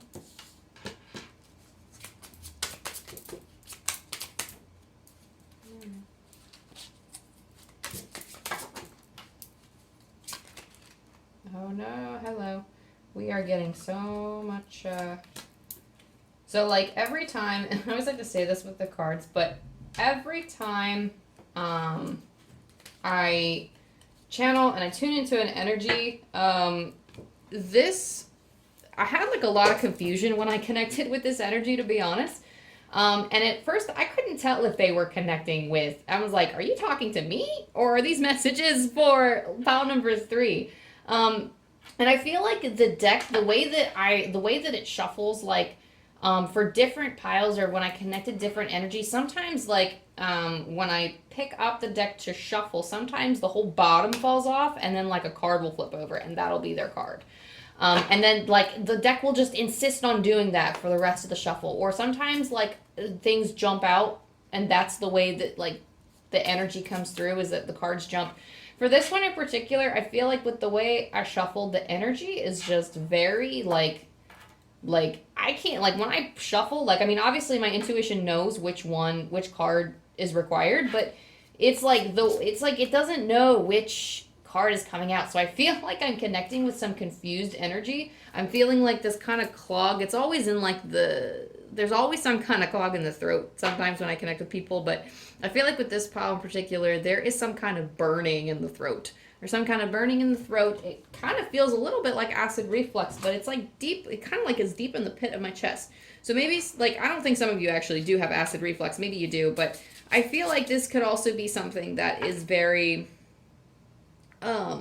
like, our throat chakra is like the home of our communication and our speaking. And I feel like there's just confusion in this reading. Like the deck, like when it falls, I don't even know which, like, I mean, I know which card because I'm only taking 5. And when I see 2 cards, obviously I take 2 of them.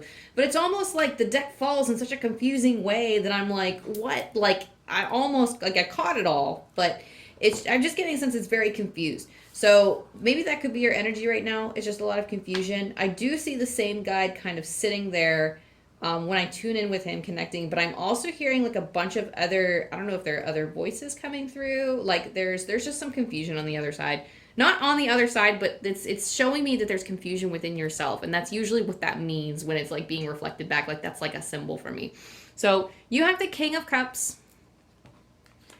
You have the Wheel of Fortune. These are very pretty cards too. I like them. The Hierophant. Really, every pile has gotten the Hierophant. The 6 of Cups. And the Queen of Swords. Now, usually with variations of tarot, I don't always read them directly as they were in their original readings, or like the original tarot. But when they're in their variegated forms like this, I read them a little differently. So I'm actually going to sit with this for a minute and see what jumps out at me. And then we'll go from there.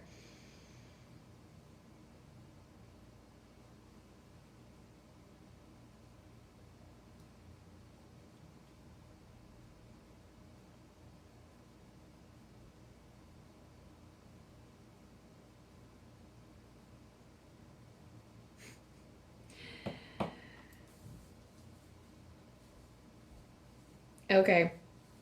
So, right when I started talking, that flame looks like it's about to go out. Like it is so tiny. It is fighting for its life right now. Okay. So, and that's so interesting because like because they're telling you to talk about the Hierophant, like they're drawing attention to the Hierophant and it has this little glow up here. So one of the words that came up to me at the beginning was something about healing, like you're gonna freeze, and then they said something about being overzealous. And I feel like the Hierophant, they just said something about being full-hearted. So with the Hierophant, there is this internal truth, at least with this deck, the way that this comes across to me, there is this internal truth that is almost kind of hidden from us. We have this intuition, we know what that truth is, but it almost seems like there are so many steps to get there that it's almost like we make decisions sometimes before we truly think about it. And I feel like you're not checking in with your intuition before you make decisions, or you're being too trusting or believing in another individual or another situation. In terms of your finances, you're going to have to connect with this energy of clarity in order to continue with whatever it is you're doing. Otherwise, you just got to be careful. You just got to be careful. Financial abundance is something that like we do have to form boundaries around and we do have to be careful with.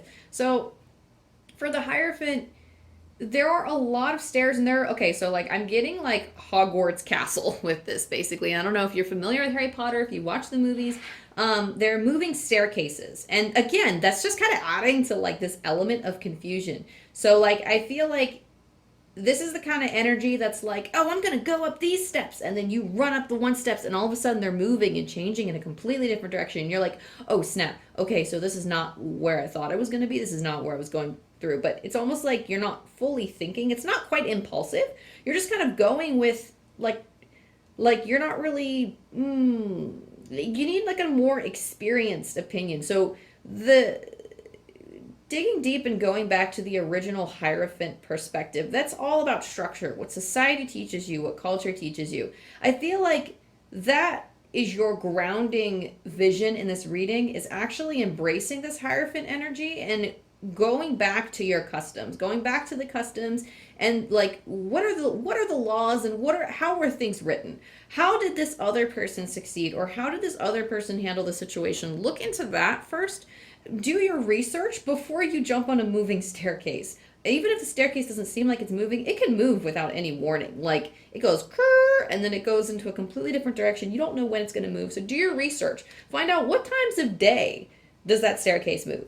Like, where do I need to be? Like, what do I have to get into in order to, like, start my own business? Or what do I have to do in order to invest in this opportunity? And I mean, this is a scary example, but scams. Like, do your research before you full on just give your money to somebody. Like, does this person have a lot of posts on social media? Like, do they have reviews? Do they have a following? Like, are they using an official account? Like, are they using like an official, see, they're ringing in my ear, so they're telling me to move on. But that seems to be kind of the general vibe that I'm getting from the Hierophant, is make sure that you're doing your research from all angles, make sure it's a smart decision, and make sure it's in line with your future goals.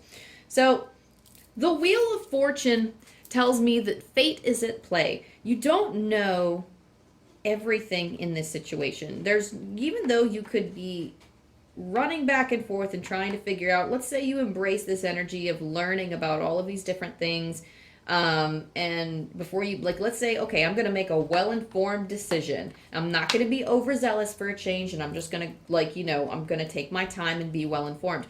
You still have the Wheel of Fortune. There's still chance at play. There's still a bunch of other factors that you can't control, and someone's popping up, like, okay, they're trying to interject, and I'm like in the middle of speaking, but they're saying something about activities. There are other activities to do, or there's other activities to enjoy. Ooh, what's that about? There's other activities to enjoy. What? There are other activities to invest your time and energy into. And maybe in relation to your finances, maybe this is what's draining you. Maybe you are investing in these opportunities or these activities that aren't really doing very well for your financial abundance, and it's not doing very well for your budget. Or maybe they're just not going to give you long-term abundance. There's a bunch of stuff you can't control, but you can't control, okay, this is going to sound kind of crazy, but like a weird interpretation of this card, but there are tons of wheels in life that you can jump on. The Wheel of Fortune, this fate or whatever, is just one situation that you've put your energy into. You can hop on another wheel. You can change your fate. You can go on a whole nother wheel and see, like, oh, like, these are external factors, and these other half are the things that I can control. And you can just hop on different wheels. If you don't like this wheel, you can just hop on a different one. If you don't like that staircase, you can always find your way back down. And I'm not going to say, like, you can always go back. Like, at some point we have to be like, okay, well, my actions have consequences, and that, I won't be able to just constantly redo things. Like, you want to build towards something. You want to build towards the future. You want to make sure that your money, like, you want to make sure that your finances are maybe not stable, but you want to make sure that you have that abundance. Maybe you have that abundance within, but also that you have it, like, that you can actually see it in your life. And you don't have to be rich. You don't have to be, like I said to the other pals, you don't have to be rolling in it. But it does need to be managed properly. And it does need to be, like, sometimes you can, like, it's good to take a risk. But I feel like this pile is very, like, flippant. Or they're very like, yeah, whatever, like, it's cool, it's just money, I can earn it back. Or, oh, I could just invest my time and energy in this activity, and it could give me this kind of abundance. Like, but it's only for a short time. Like, it doesn't, I don't really know if it, like, fills you up the way that you think it does. Or if it's anything that really, like, vibes with you. I know it just, like, in your financial life, it's just not working out. So just make sure that you do your research, that you know where you're going with it. 6 of Cups, excuse me, I need some water.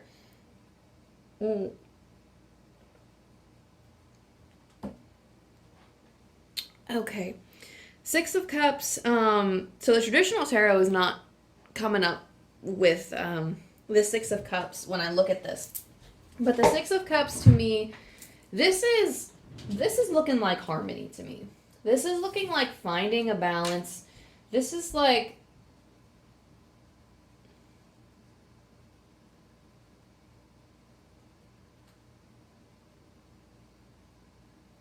okay, yeah. They don't want me looking at the original tarot for this because I cannot, like, even, it's not even getting illuminated in my mind right now. But the Six of Cups in this, for like, what seems to be the message that's coming up for me is be more cool-headed when you're going into things. This is like more of a balance that you have to strike between the things that you want. I feel like you could have influences of other people involved, actually.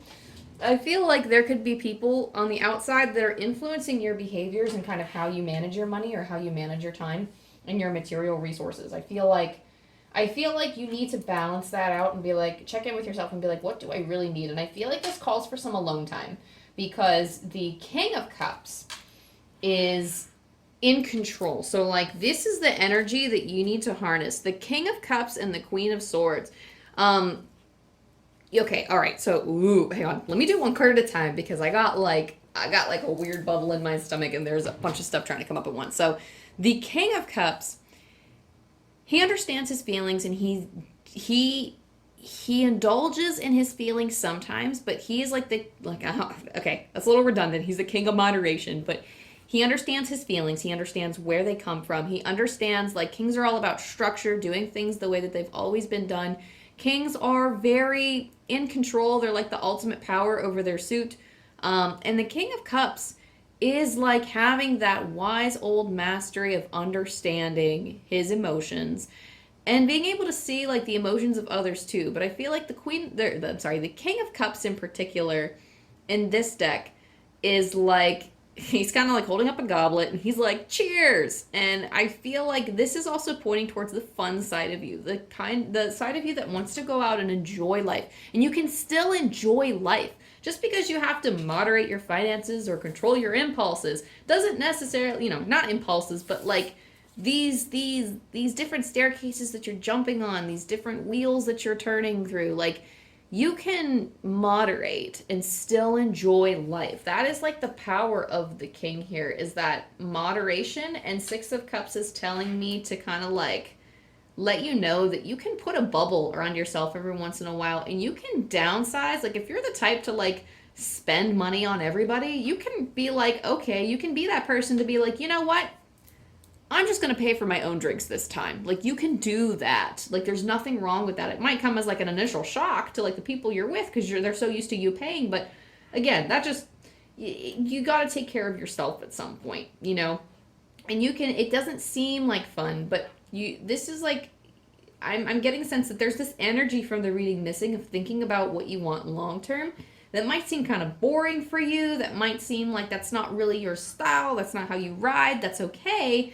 But, and I'm not like, sitting here scolding you like, be a responsible adult. Or like, even if you're like younger and like you're just learning the ways of finances and money, like, this isn't me scolding you like, oh, you need to learn the value of $1. That's not what I'm saying at all. But, there does need to be like, it's taking charge. It's taking charge and it's having discipline. The Queen of Swords, she is very wise. She has sculpted these mountains in the background. Ooh, I'm sorry. I just bumped my table. She has sculpted these mountains in the background with her sword alone. She has been through hell and back to build what she has built. And for you, the swords, you need focus. The Queen of Swords is excellent at focus. She's excellent with her determination. Her determination has led to these super sharp peaks. You can't build these peaks without having the Queen of Swords energy first. And with this Queen of Swords energy, she is telling you to have that determination, to have that focus. You need to lay these boundaries and kind of like, but you need to lay them with yourself. This is like an internal thing of like, you seem like you're enjoying life. You seem like you're just kind of like going with the flow here and being like, okay, I'm going to do this and I'm going to put my energy and money to that. But there's some kind of there's something that came up at the beginning of the reading, and I'm wondering if it's going to reflect in the cards, but there is something here about healing. Something that's telling me, it says you're going to freeze. They said, like, first off, that you're going to freeze. And I feel like that's going to come up here later, especially with that 7 of Wands. You get a lot of Wands here. Hang on. It's a lot of energy and creative things. So, give me a second. Oh.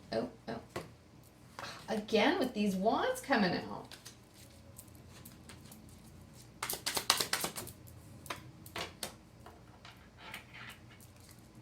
Okay, so we have the King of Wands,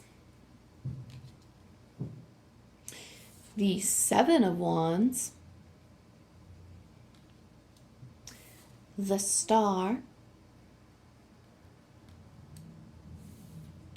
6 of Wands, and the Sun. All right, let me sit with this for a minute.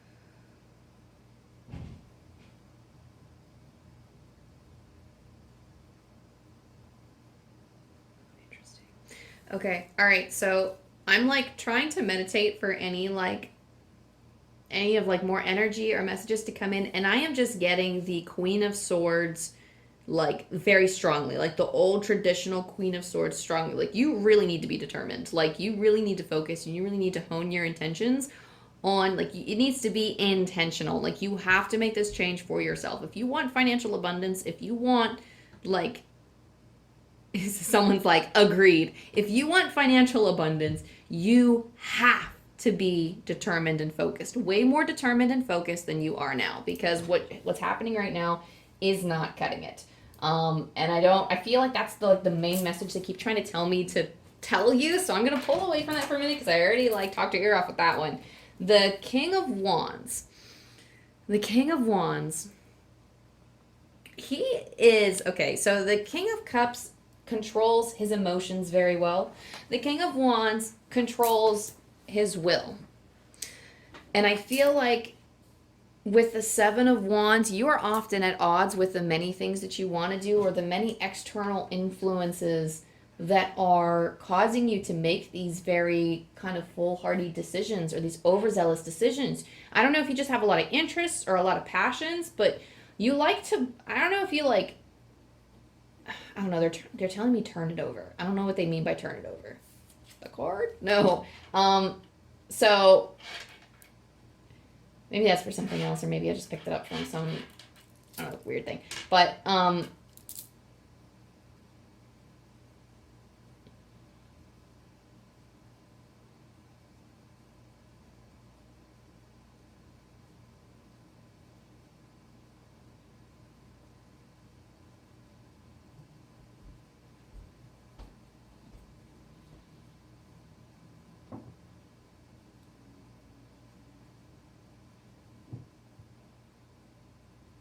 which card?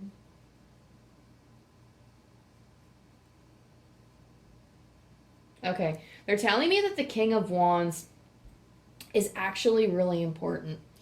So what do you want to say about the King of Wands then?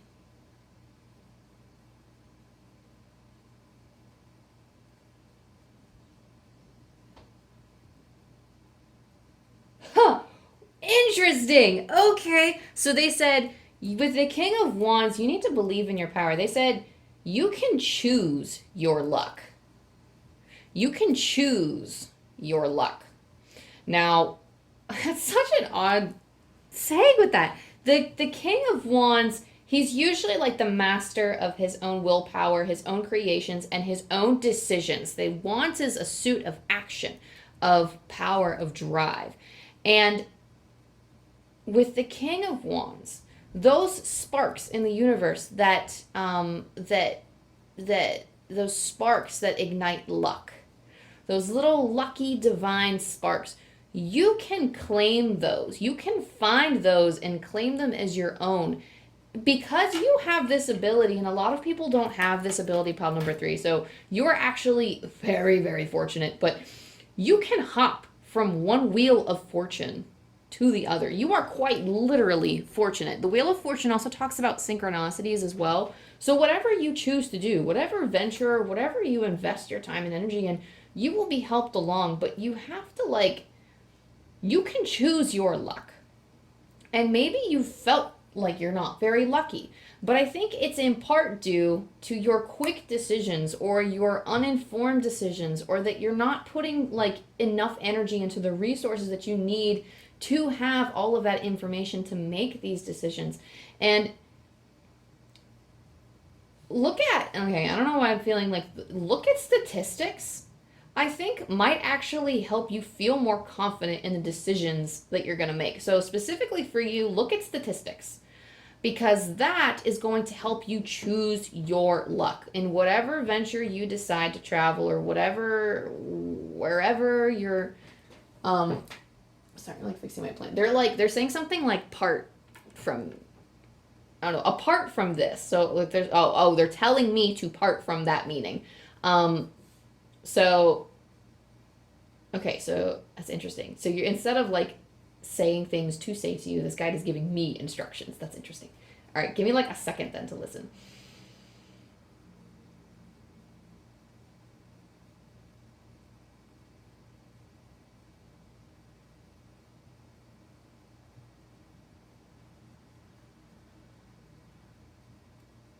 They're saying it's important for your abilities. It's important for your abilities to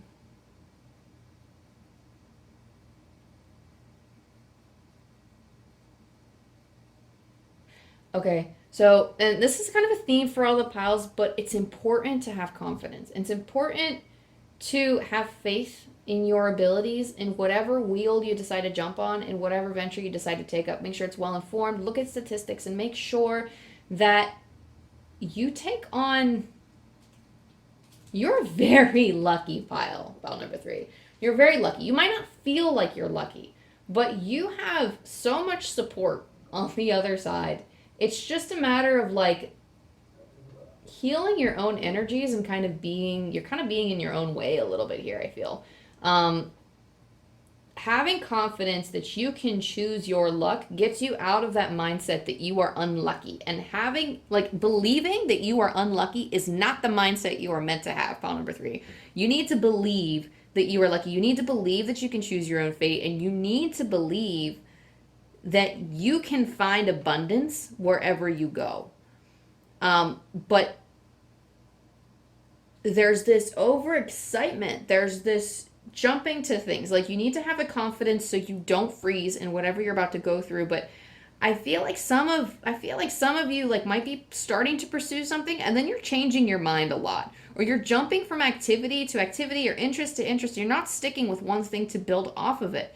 And I don't know if it's a fear. I don't know if it's a cycle. I'm getting a sense that this is a shadow self healing cycle. They did mention before this reading there's something about healing. And I feel once you get to a certain point, there is this momentary freeze that you do. And then you jump wheels and you go to something else. Push past that freeze and get that confidence that you have. Because you can go forward. You can move beyond that freeze point. You get overzealous. You jump to one thing. But it's okay to move beyond the point that when you feel it coming up. Because the 7 of Wands does tell me that you're battling a lot of different, okay, so a song popped up in my head, battling a lot of so for some of you, you're battling mental health. So I'm hearing that song, it's been cloudy with the chance of depression, and I'll learn my lesson. So for some of you, you're battling mental health. It's anxiety and depression. For some of you, you just need that confidence. So, I feel this second line is looking at things a lot more deeply. So I feel because I feel the first row gave me a whole different vibe, but they're telling me something different. The second row is always to me what's underneath the surface. So specifically with the Seven of Wands, there are a lot of things inside that almost feel like they're attacking you. There's a lot of things inside that feel like it's not a battle within the like it's a battle. I wouldn't say it's a battle happening like, okay, this is not going to sound, and I don't even know how to explain this, so I've been trying to figure out whether I should say it or not. It's not a battle within yourself, but I mean, it is a battle that you're facing with anxiety and depression, but it's not a battle with yourself. Like, this is like internal factors that you can't control. Like, this is quite literally just, the only way I can explain this is some of you have mental health struggles that are beating down your confidence. And I feel like it might also be scaring you and preventing you from moving beyond that freeze point that you have with whatever it is you're pursuing. But the Seven of Wands also has a flip side to it.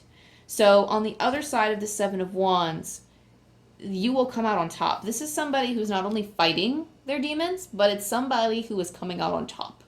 So if you have that confidence, then you can end up fighting off all of these other wands that are trying to get your attention, trying to get you down, trying to say that you can't move forward, because there are things you need to heal from. And there are things like when you heal from trauma caused by anxiety and depression, because yes, we can cause our own trauma. When we get caught in these cycles and when we hurt ourselves, there is something to be gained from these. And it doesn't seem like it, but there are lessons to be learned. And we always, when we learn these lessons and we come out of these struggles, we come out stronger, and we can channel that strength into other areas of life. And for you, I feel like this is going to channel into your financial abundance. This one has a little bit less to do, Pile 3, with your financial abundance and more to do with how you carry yourself. But when you carry yourself it seems like if you carry yourself better, and if you, like, once I get through this reading, like, whenever you change your inner world, whenever you change the way that you deal with the world, your outer world will reflect that. So your financial abundance will come once you achieve these things within yourself, because the star talks about having gifts, and I love how it's underneath the Hierophant. So you see what I said about the Hierophant and this top part being very like significant, like having that pinnacle, because it's also about climbing the stairs and reaching that pinnacle as well. But the star of the pinnacle is saying that is already within you. So you have the skill, the talent required to reach these heights. There is abundance already inside you, because the star says you are so lucky and that you are so overflowing with light that you feed that light to others around you and it spreads.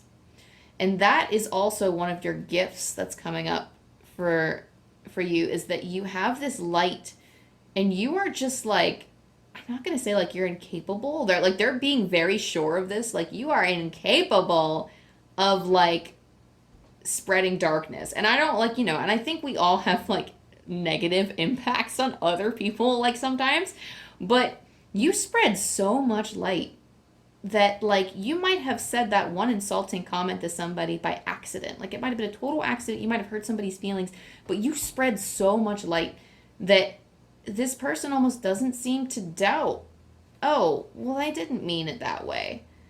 And people read this light in you very well. Like, this reading says you are like a shining star. Like, you're a shining star here. And they're telling you that you need to recognize this light that you have and this effect that you have on other people.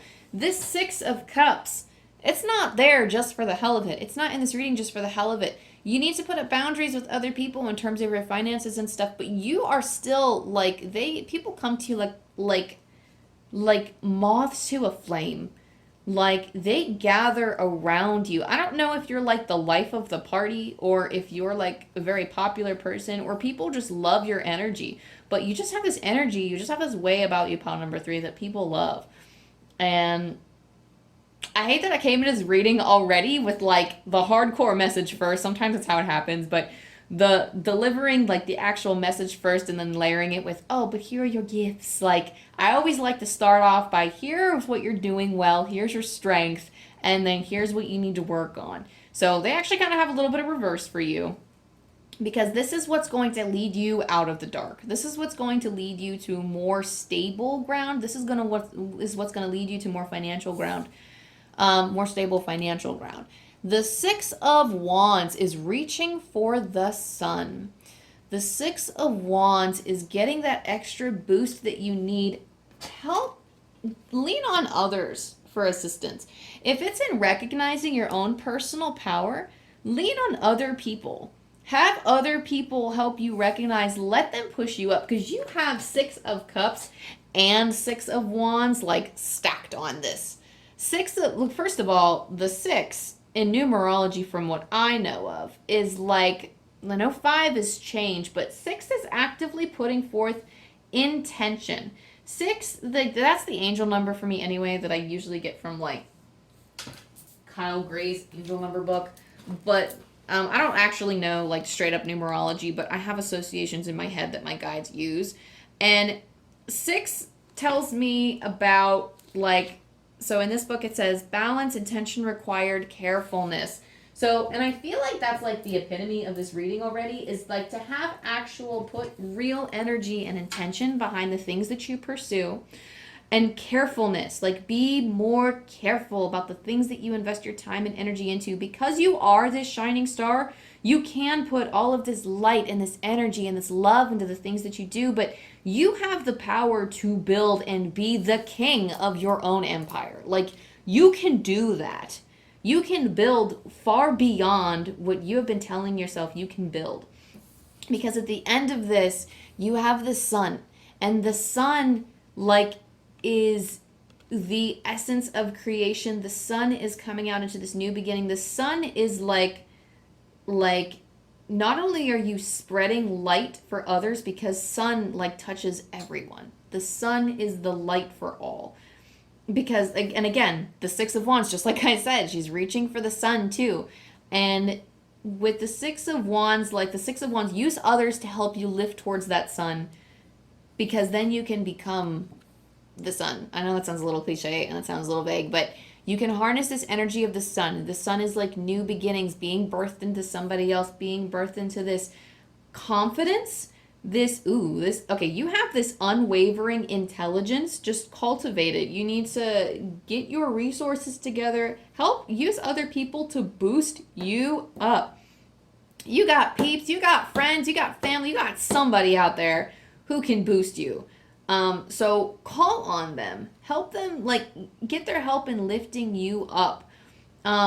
Because the sun is an energy that's meant to be embraced. I mean, at least in my part of the world, we're entering summertime. Like, this is a very sunshine, joyous card. And this is an energy that you can harness once you come out on top. And then once you recognize your confidence, your power, and you see your gifts for what they are. Because that will also... Yeah, okay. Oh no, hang on. Let me listen for someone saying my turn, like your turn. So I'm gonna listen to what they have to say first. See if I'm missing anything.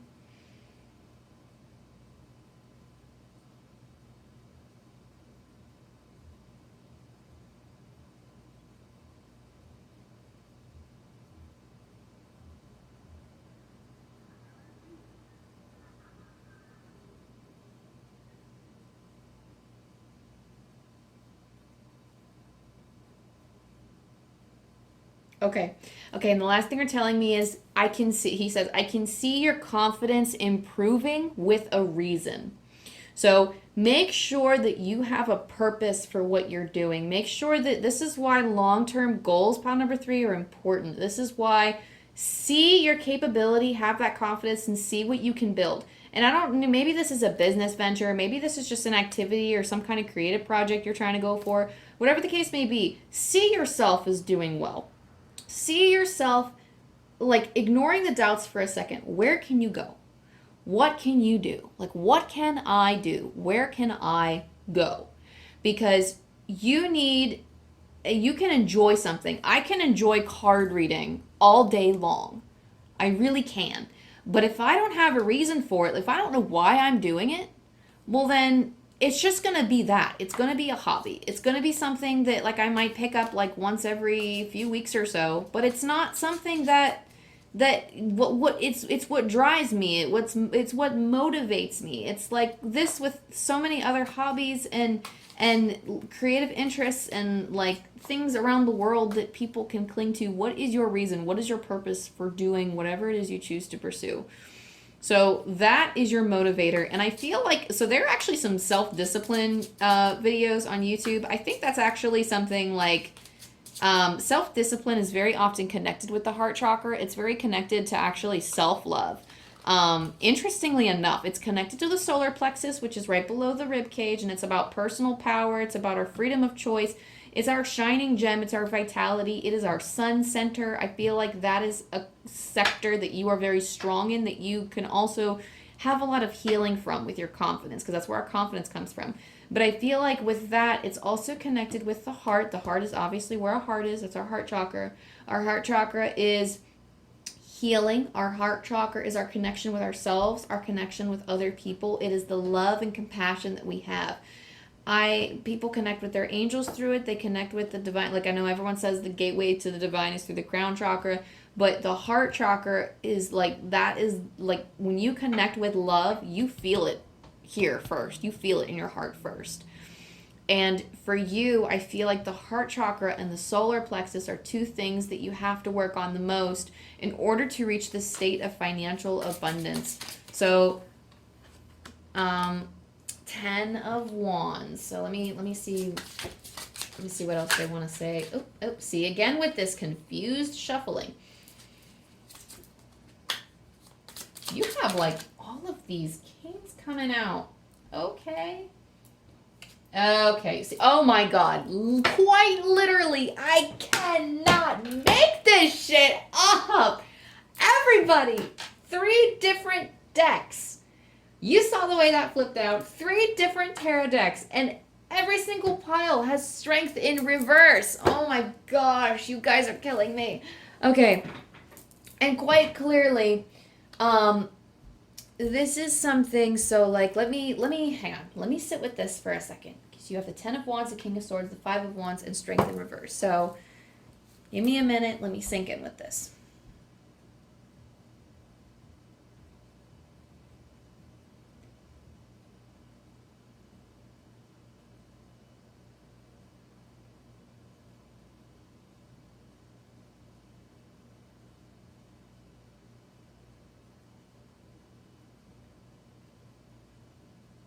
Let it flow. What's the 10 of Wands saying?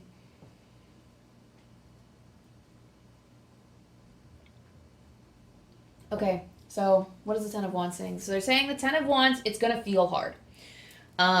It's going to feel very hard. Whatever it is, like getting past this freeze point, it's going to be very hard. It's going to be very hard healing this thing within yourself too.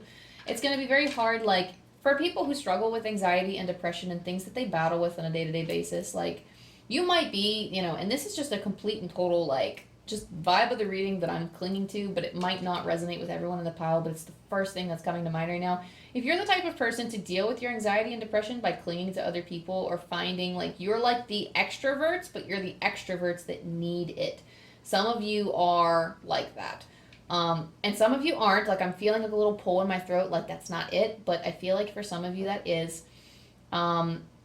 And fighting these inner demons, making your way, like finding your way past this freeze point, it's going to feel tough. It's going to take a lot of work you have to work on your confidence. That's going to be super tough. That's going to call for like a dark night of the soul moment. That's going to call for some awakening or some kind of struggle that you're going to have internally. Because again, we get the 5 of Wands. To feel like a king, you have like 2 different kings in this reading. King of Wands, King of Cups, and you have King of Swords. So the King of Swords with the 5 of Wands. The 5 of Wands again. So like, remember how I said 7 of Wands was internal? So I had to have been picking up on 5 of Wands. 5 of Wands is internal conflict. 7 of Wands is fighting these other impulses and urges, but it's also like fighting off whatever this anxiety and depression is. The Five of Wands is a lot of internal conflict. I call this like, well, guess what's coming? That's coming up is, so I'm hearing will I, won't I with this card. So will I, won't I? For the Five of Wands, I feel like this is battling the decision of whether or not to pursue X, Y, or Z. So, and which staircase am I climbing? Which wheel am I going to jump on? Which pursuit am I going for? Will I, won't I? You can get stuck in this indecision. But the thing is, the King of Swords, he is literally the king of decisions. He has mastered his logic. He has mastered the mind, analytics. He makes very swift decisions, and he does so without regret and without remorse. And the important message for this card is that once you make a decision, once you make, like, it's a will I, won't I thing, once you make that decision, don't look back. Harness this King of Swords energy. Don't look back. Don't think twice. Because, you know, life has a funny way of treating us to multiple... Okay, I don't know how it's coming to me like this. It treats us to multiple fancies. Okay? So you might be doing... So, like, I'm just going to use what I have for an example. Tarot. I might be doing tarot for a few years. But then all of a sudden, because, like, I worry, I'm going to sink all this time. There's so much out there in the world I want to do. I'm going to sink all this time into tarot. And I'm never going to do anything again. And that's going to, like, make you feel upset. Like, oh, there's a whole world to experience. There's all these things to experience. But life has a funny way of working out where your passions now may not be your passions later. You have the ability to create many, how do I want to say, buildings? Pyramids? I see pyramids in the reading, so I'm using it as an example, as a structure, but you can build many houses. You have this shining light. You have a strong driving force. You are a very get up and do it kind of person.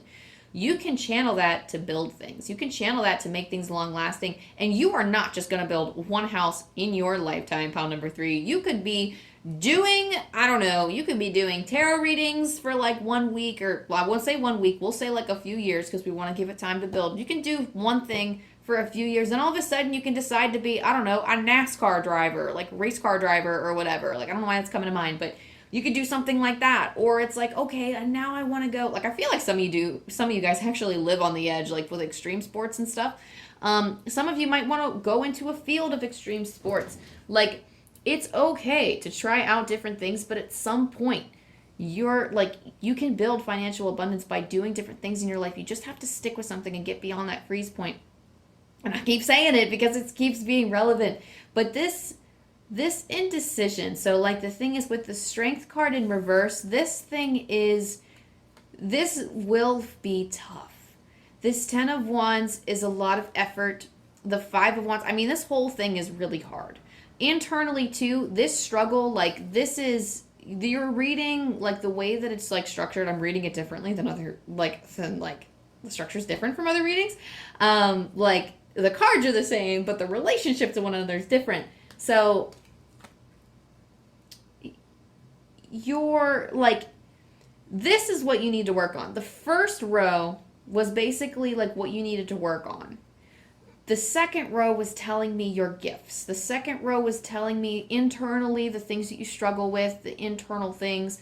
This is the outside, this is the inside, and the stuff on top is basically your path of getting there. And yes, it is rough, but that is okay. You're going to feel drained. You're going to feel a little bit on the weaker side. Strength in reverse is feeling like you don't have the strength to continue. Strength in reverse is feeling weakness. You may be weak in the knees trying to deal with your inner demons and trying to fuss you're fussing over will I, won't I. That's going to drain you. That's really going to drain you. So find your purpose. Find your reason for doing something. You need a reason for doing something, because that can be an eliminator as it is. When you think of your reason and what kind of change do I want to enact on the world now, or what do I want to experience, what kind of joy do I want to bring to myself, what kind of joy do I want to bring to others, focus on that and figure out what you can eliminate, like in terms of interests, or like you have 5 million and 3 wheels. Like I said, that could help eliminate at least some of it so you can have options from there. And don't take too long trying to decide the will I, won't I. And it's not, if some of you are asking, can I or can't I? Shut that down. Because you can. I'm getting the sense that it's like you have like a commitment issue here of like you're trying everything and you have a lot of interest, but you're not fully putting yourself into something and building. And that ultimately is going to drain your soul. Your soul wants to create. Your soul wants to leave legacies behind. Your soul wants to like be seen and heard in more ways than you are right now. But if you build houses, you can stand on top of them and you can be heard even louder than just you screaming on the ground. So let's see what else. Let me check with, I have to check in with this guide often to make sure I'm on the right track with this and see if they have anything to say. So give me a second to tune in.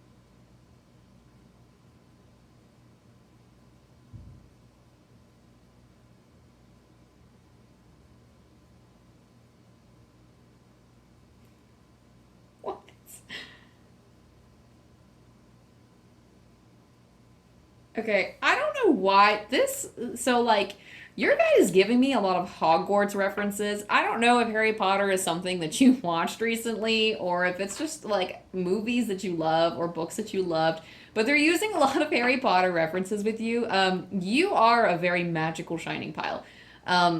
So they're telling me it's hard. It's hard to hear, but there's messages of you're very intelligent.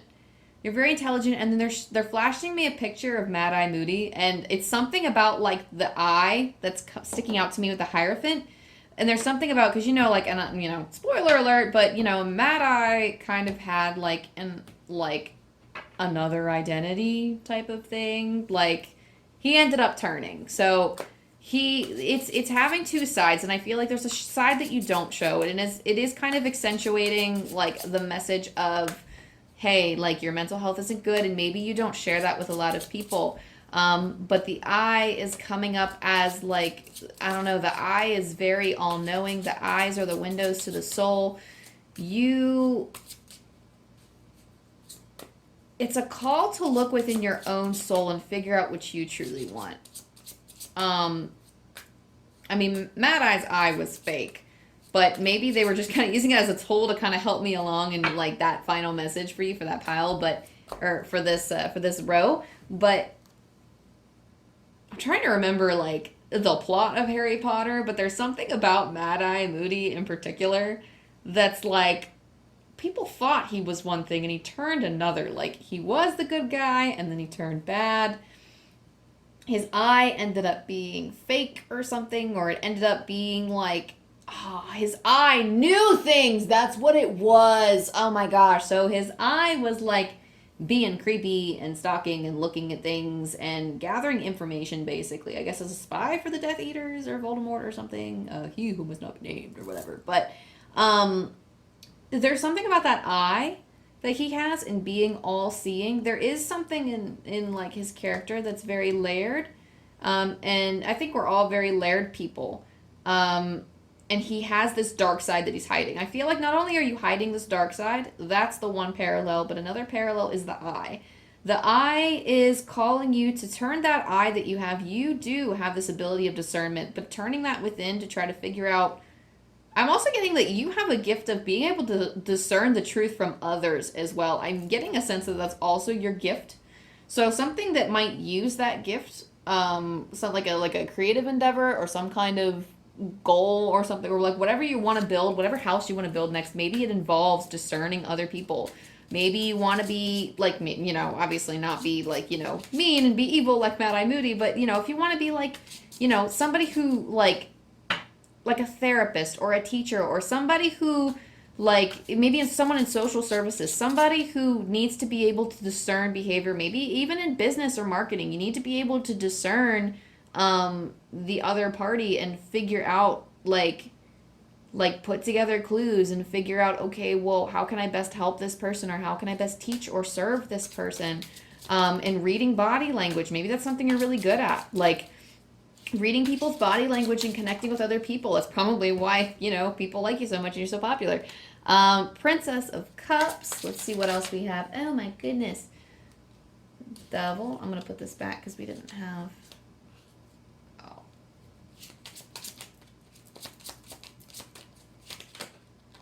Okay, relax. Ten of Swords. Okay. So, your fussing will come to an end. Don't worry. So, Princess of Cups. That's just what the Devil and the Ten of Swords are telling me. But we have the Princess of Cups.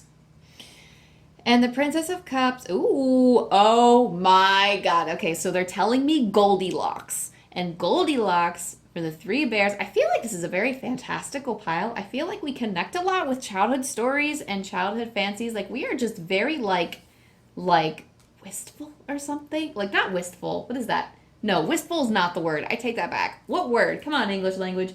We are, like, very, like, dreamy and magical. Or, like, we're just very, like... Huh, okay. Ooh, someone said entrepreneurs. So maybe we are a bunch of entrepreneurs in here. But the Princess of Cups is, like... I heard Goldilocks. So Goldilocks from the Three Bears was like, she's like, oh, well, this bed is too soft. And then the other one was like, this one's too firm. And then she goes to the next one, this one's just right. And maybe you were hopping around for like a long time trying to figure out what's right. The Princess of Cups is very exploratory. She's going to go try different things and drink from different cups. And she's going to figure out what she vibes with and what she doesn't like and what wine tastes bad. I mean, like, obviously, if you're underage, don't be drinking wine. No alcohol. But she's going to be doing... Okay, so someone says, well, you're going to be doing something different. Don't be afraid to try different things. Commit to something different. Don't do things like statistics... Wait, was that this pile? Maybe not. I don't know. But when you commit to something, and if statistics are something that I told you would help you, specifically, Princess of Cups is...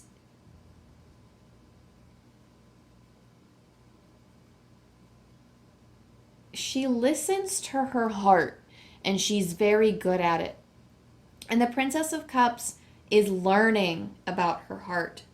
And so, like, and that's the only thing they're telling me is her heart. So I feel like with Goldilocks, with them telling me Goldilocks and holding the hand to her heart, it's telling me that you are the type to connect with your heart and figure out what you want. And it's okay to have many different things that you want to pursue and many different things that you want to do.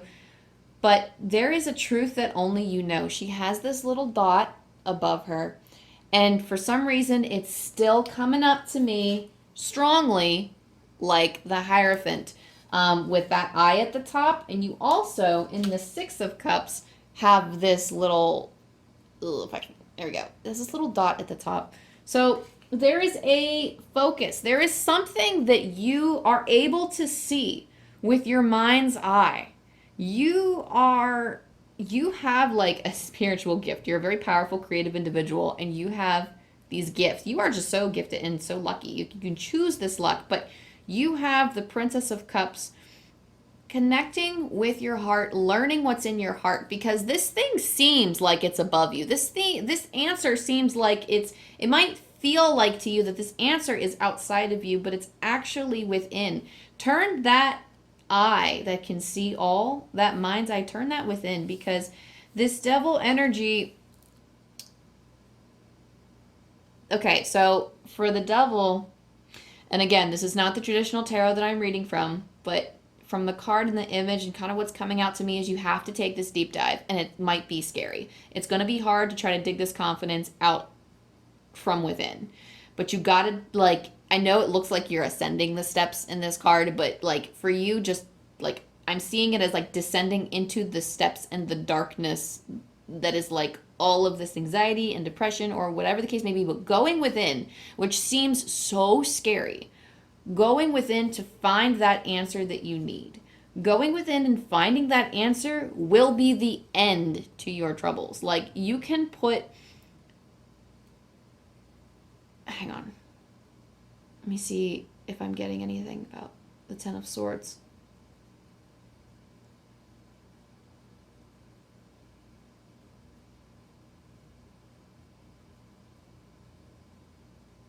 Okay. So all they're telling me, and this, you could be a male watching this, but is they said she's not very confident.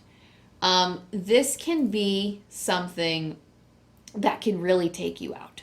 You do have the Ten of Wands. You also have the Ten of Swords. That is completion, though. Like, you will come out of this alive.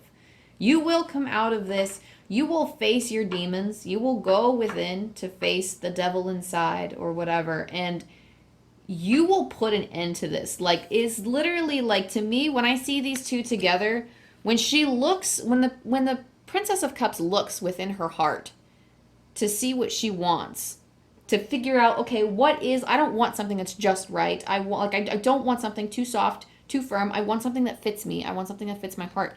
The devil going within to find that answer, not being afraid to face the demons, and this is actually slaying them. This is bringing an end to your torment, making that decision and following through on that commitment and saying, no, I have the confidence. I can make this commitment. I can move beyond my barriers. I can move beyond my freeze points, and I can get above this.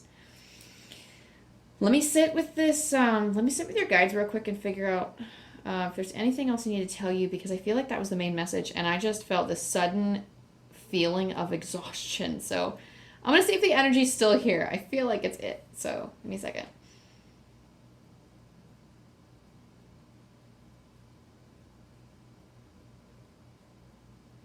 Okay. Okay, all they're telling me is you will be very confident.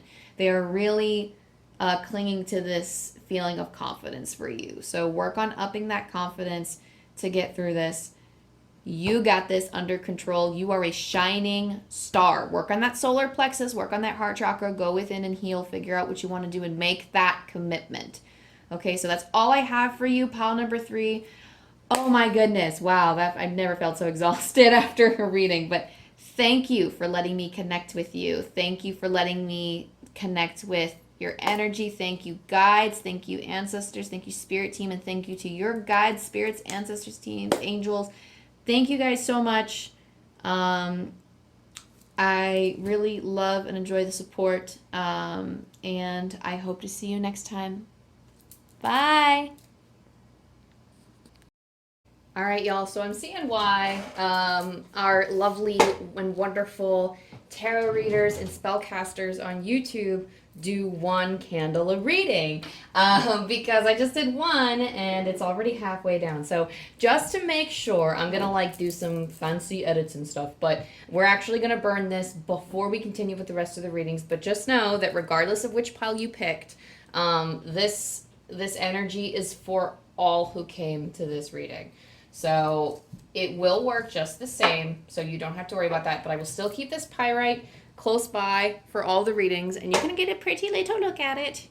So you can see how gorgeous it is. It sometimes flakes. This pyrite, I use this a lot, actually, oddly enough, as a grounding stone on my yoga mat. I don't know why. It just feels good to have at my feet. But anyway, but maybe it's like that stability, grounding, but anyway, financial abundance. So we're just going to take a minute. We're going to breathe into this energy of financial abundance. Imagine what financial abundance looks like for you. Imagine what it feels like. What kinds of sounds do you hear in this environment where you are financially abundant? How can you picture it? What is your life like? What's your relationships like?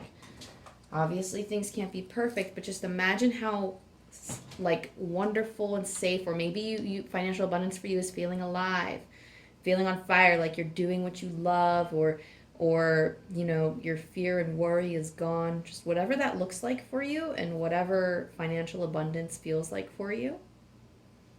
Let's just take a deep breath in Hold it for a few seconds. 2, 3, and exhale.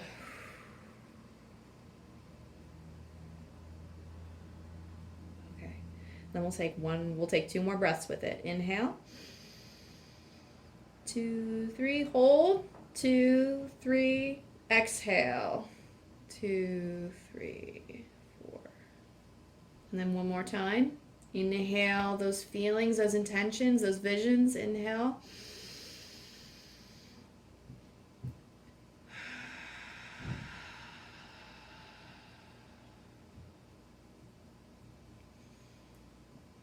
Okay, good. So, I had to turn on my yoga voice for that one. All right, so financial abundance.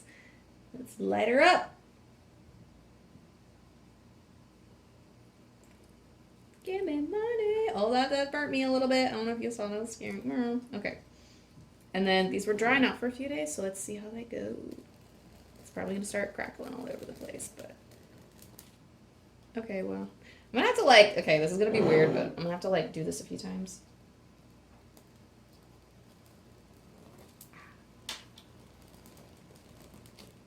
Do the thing.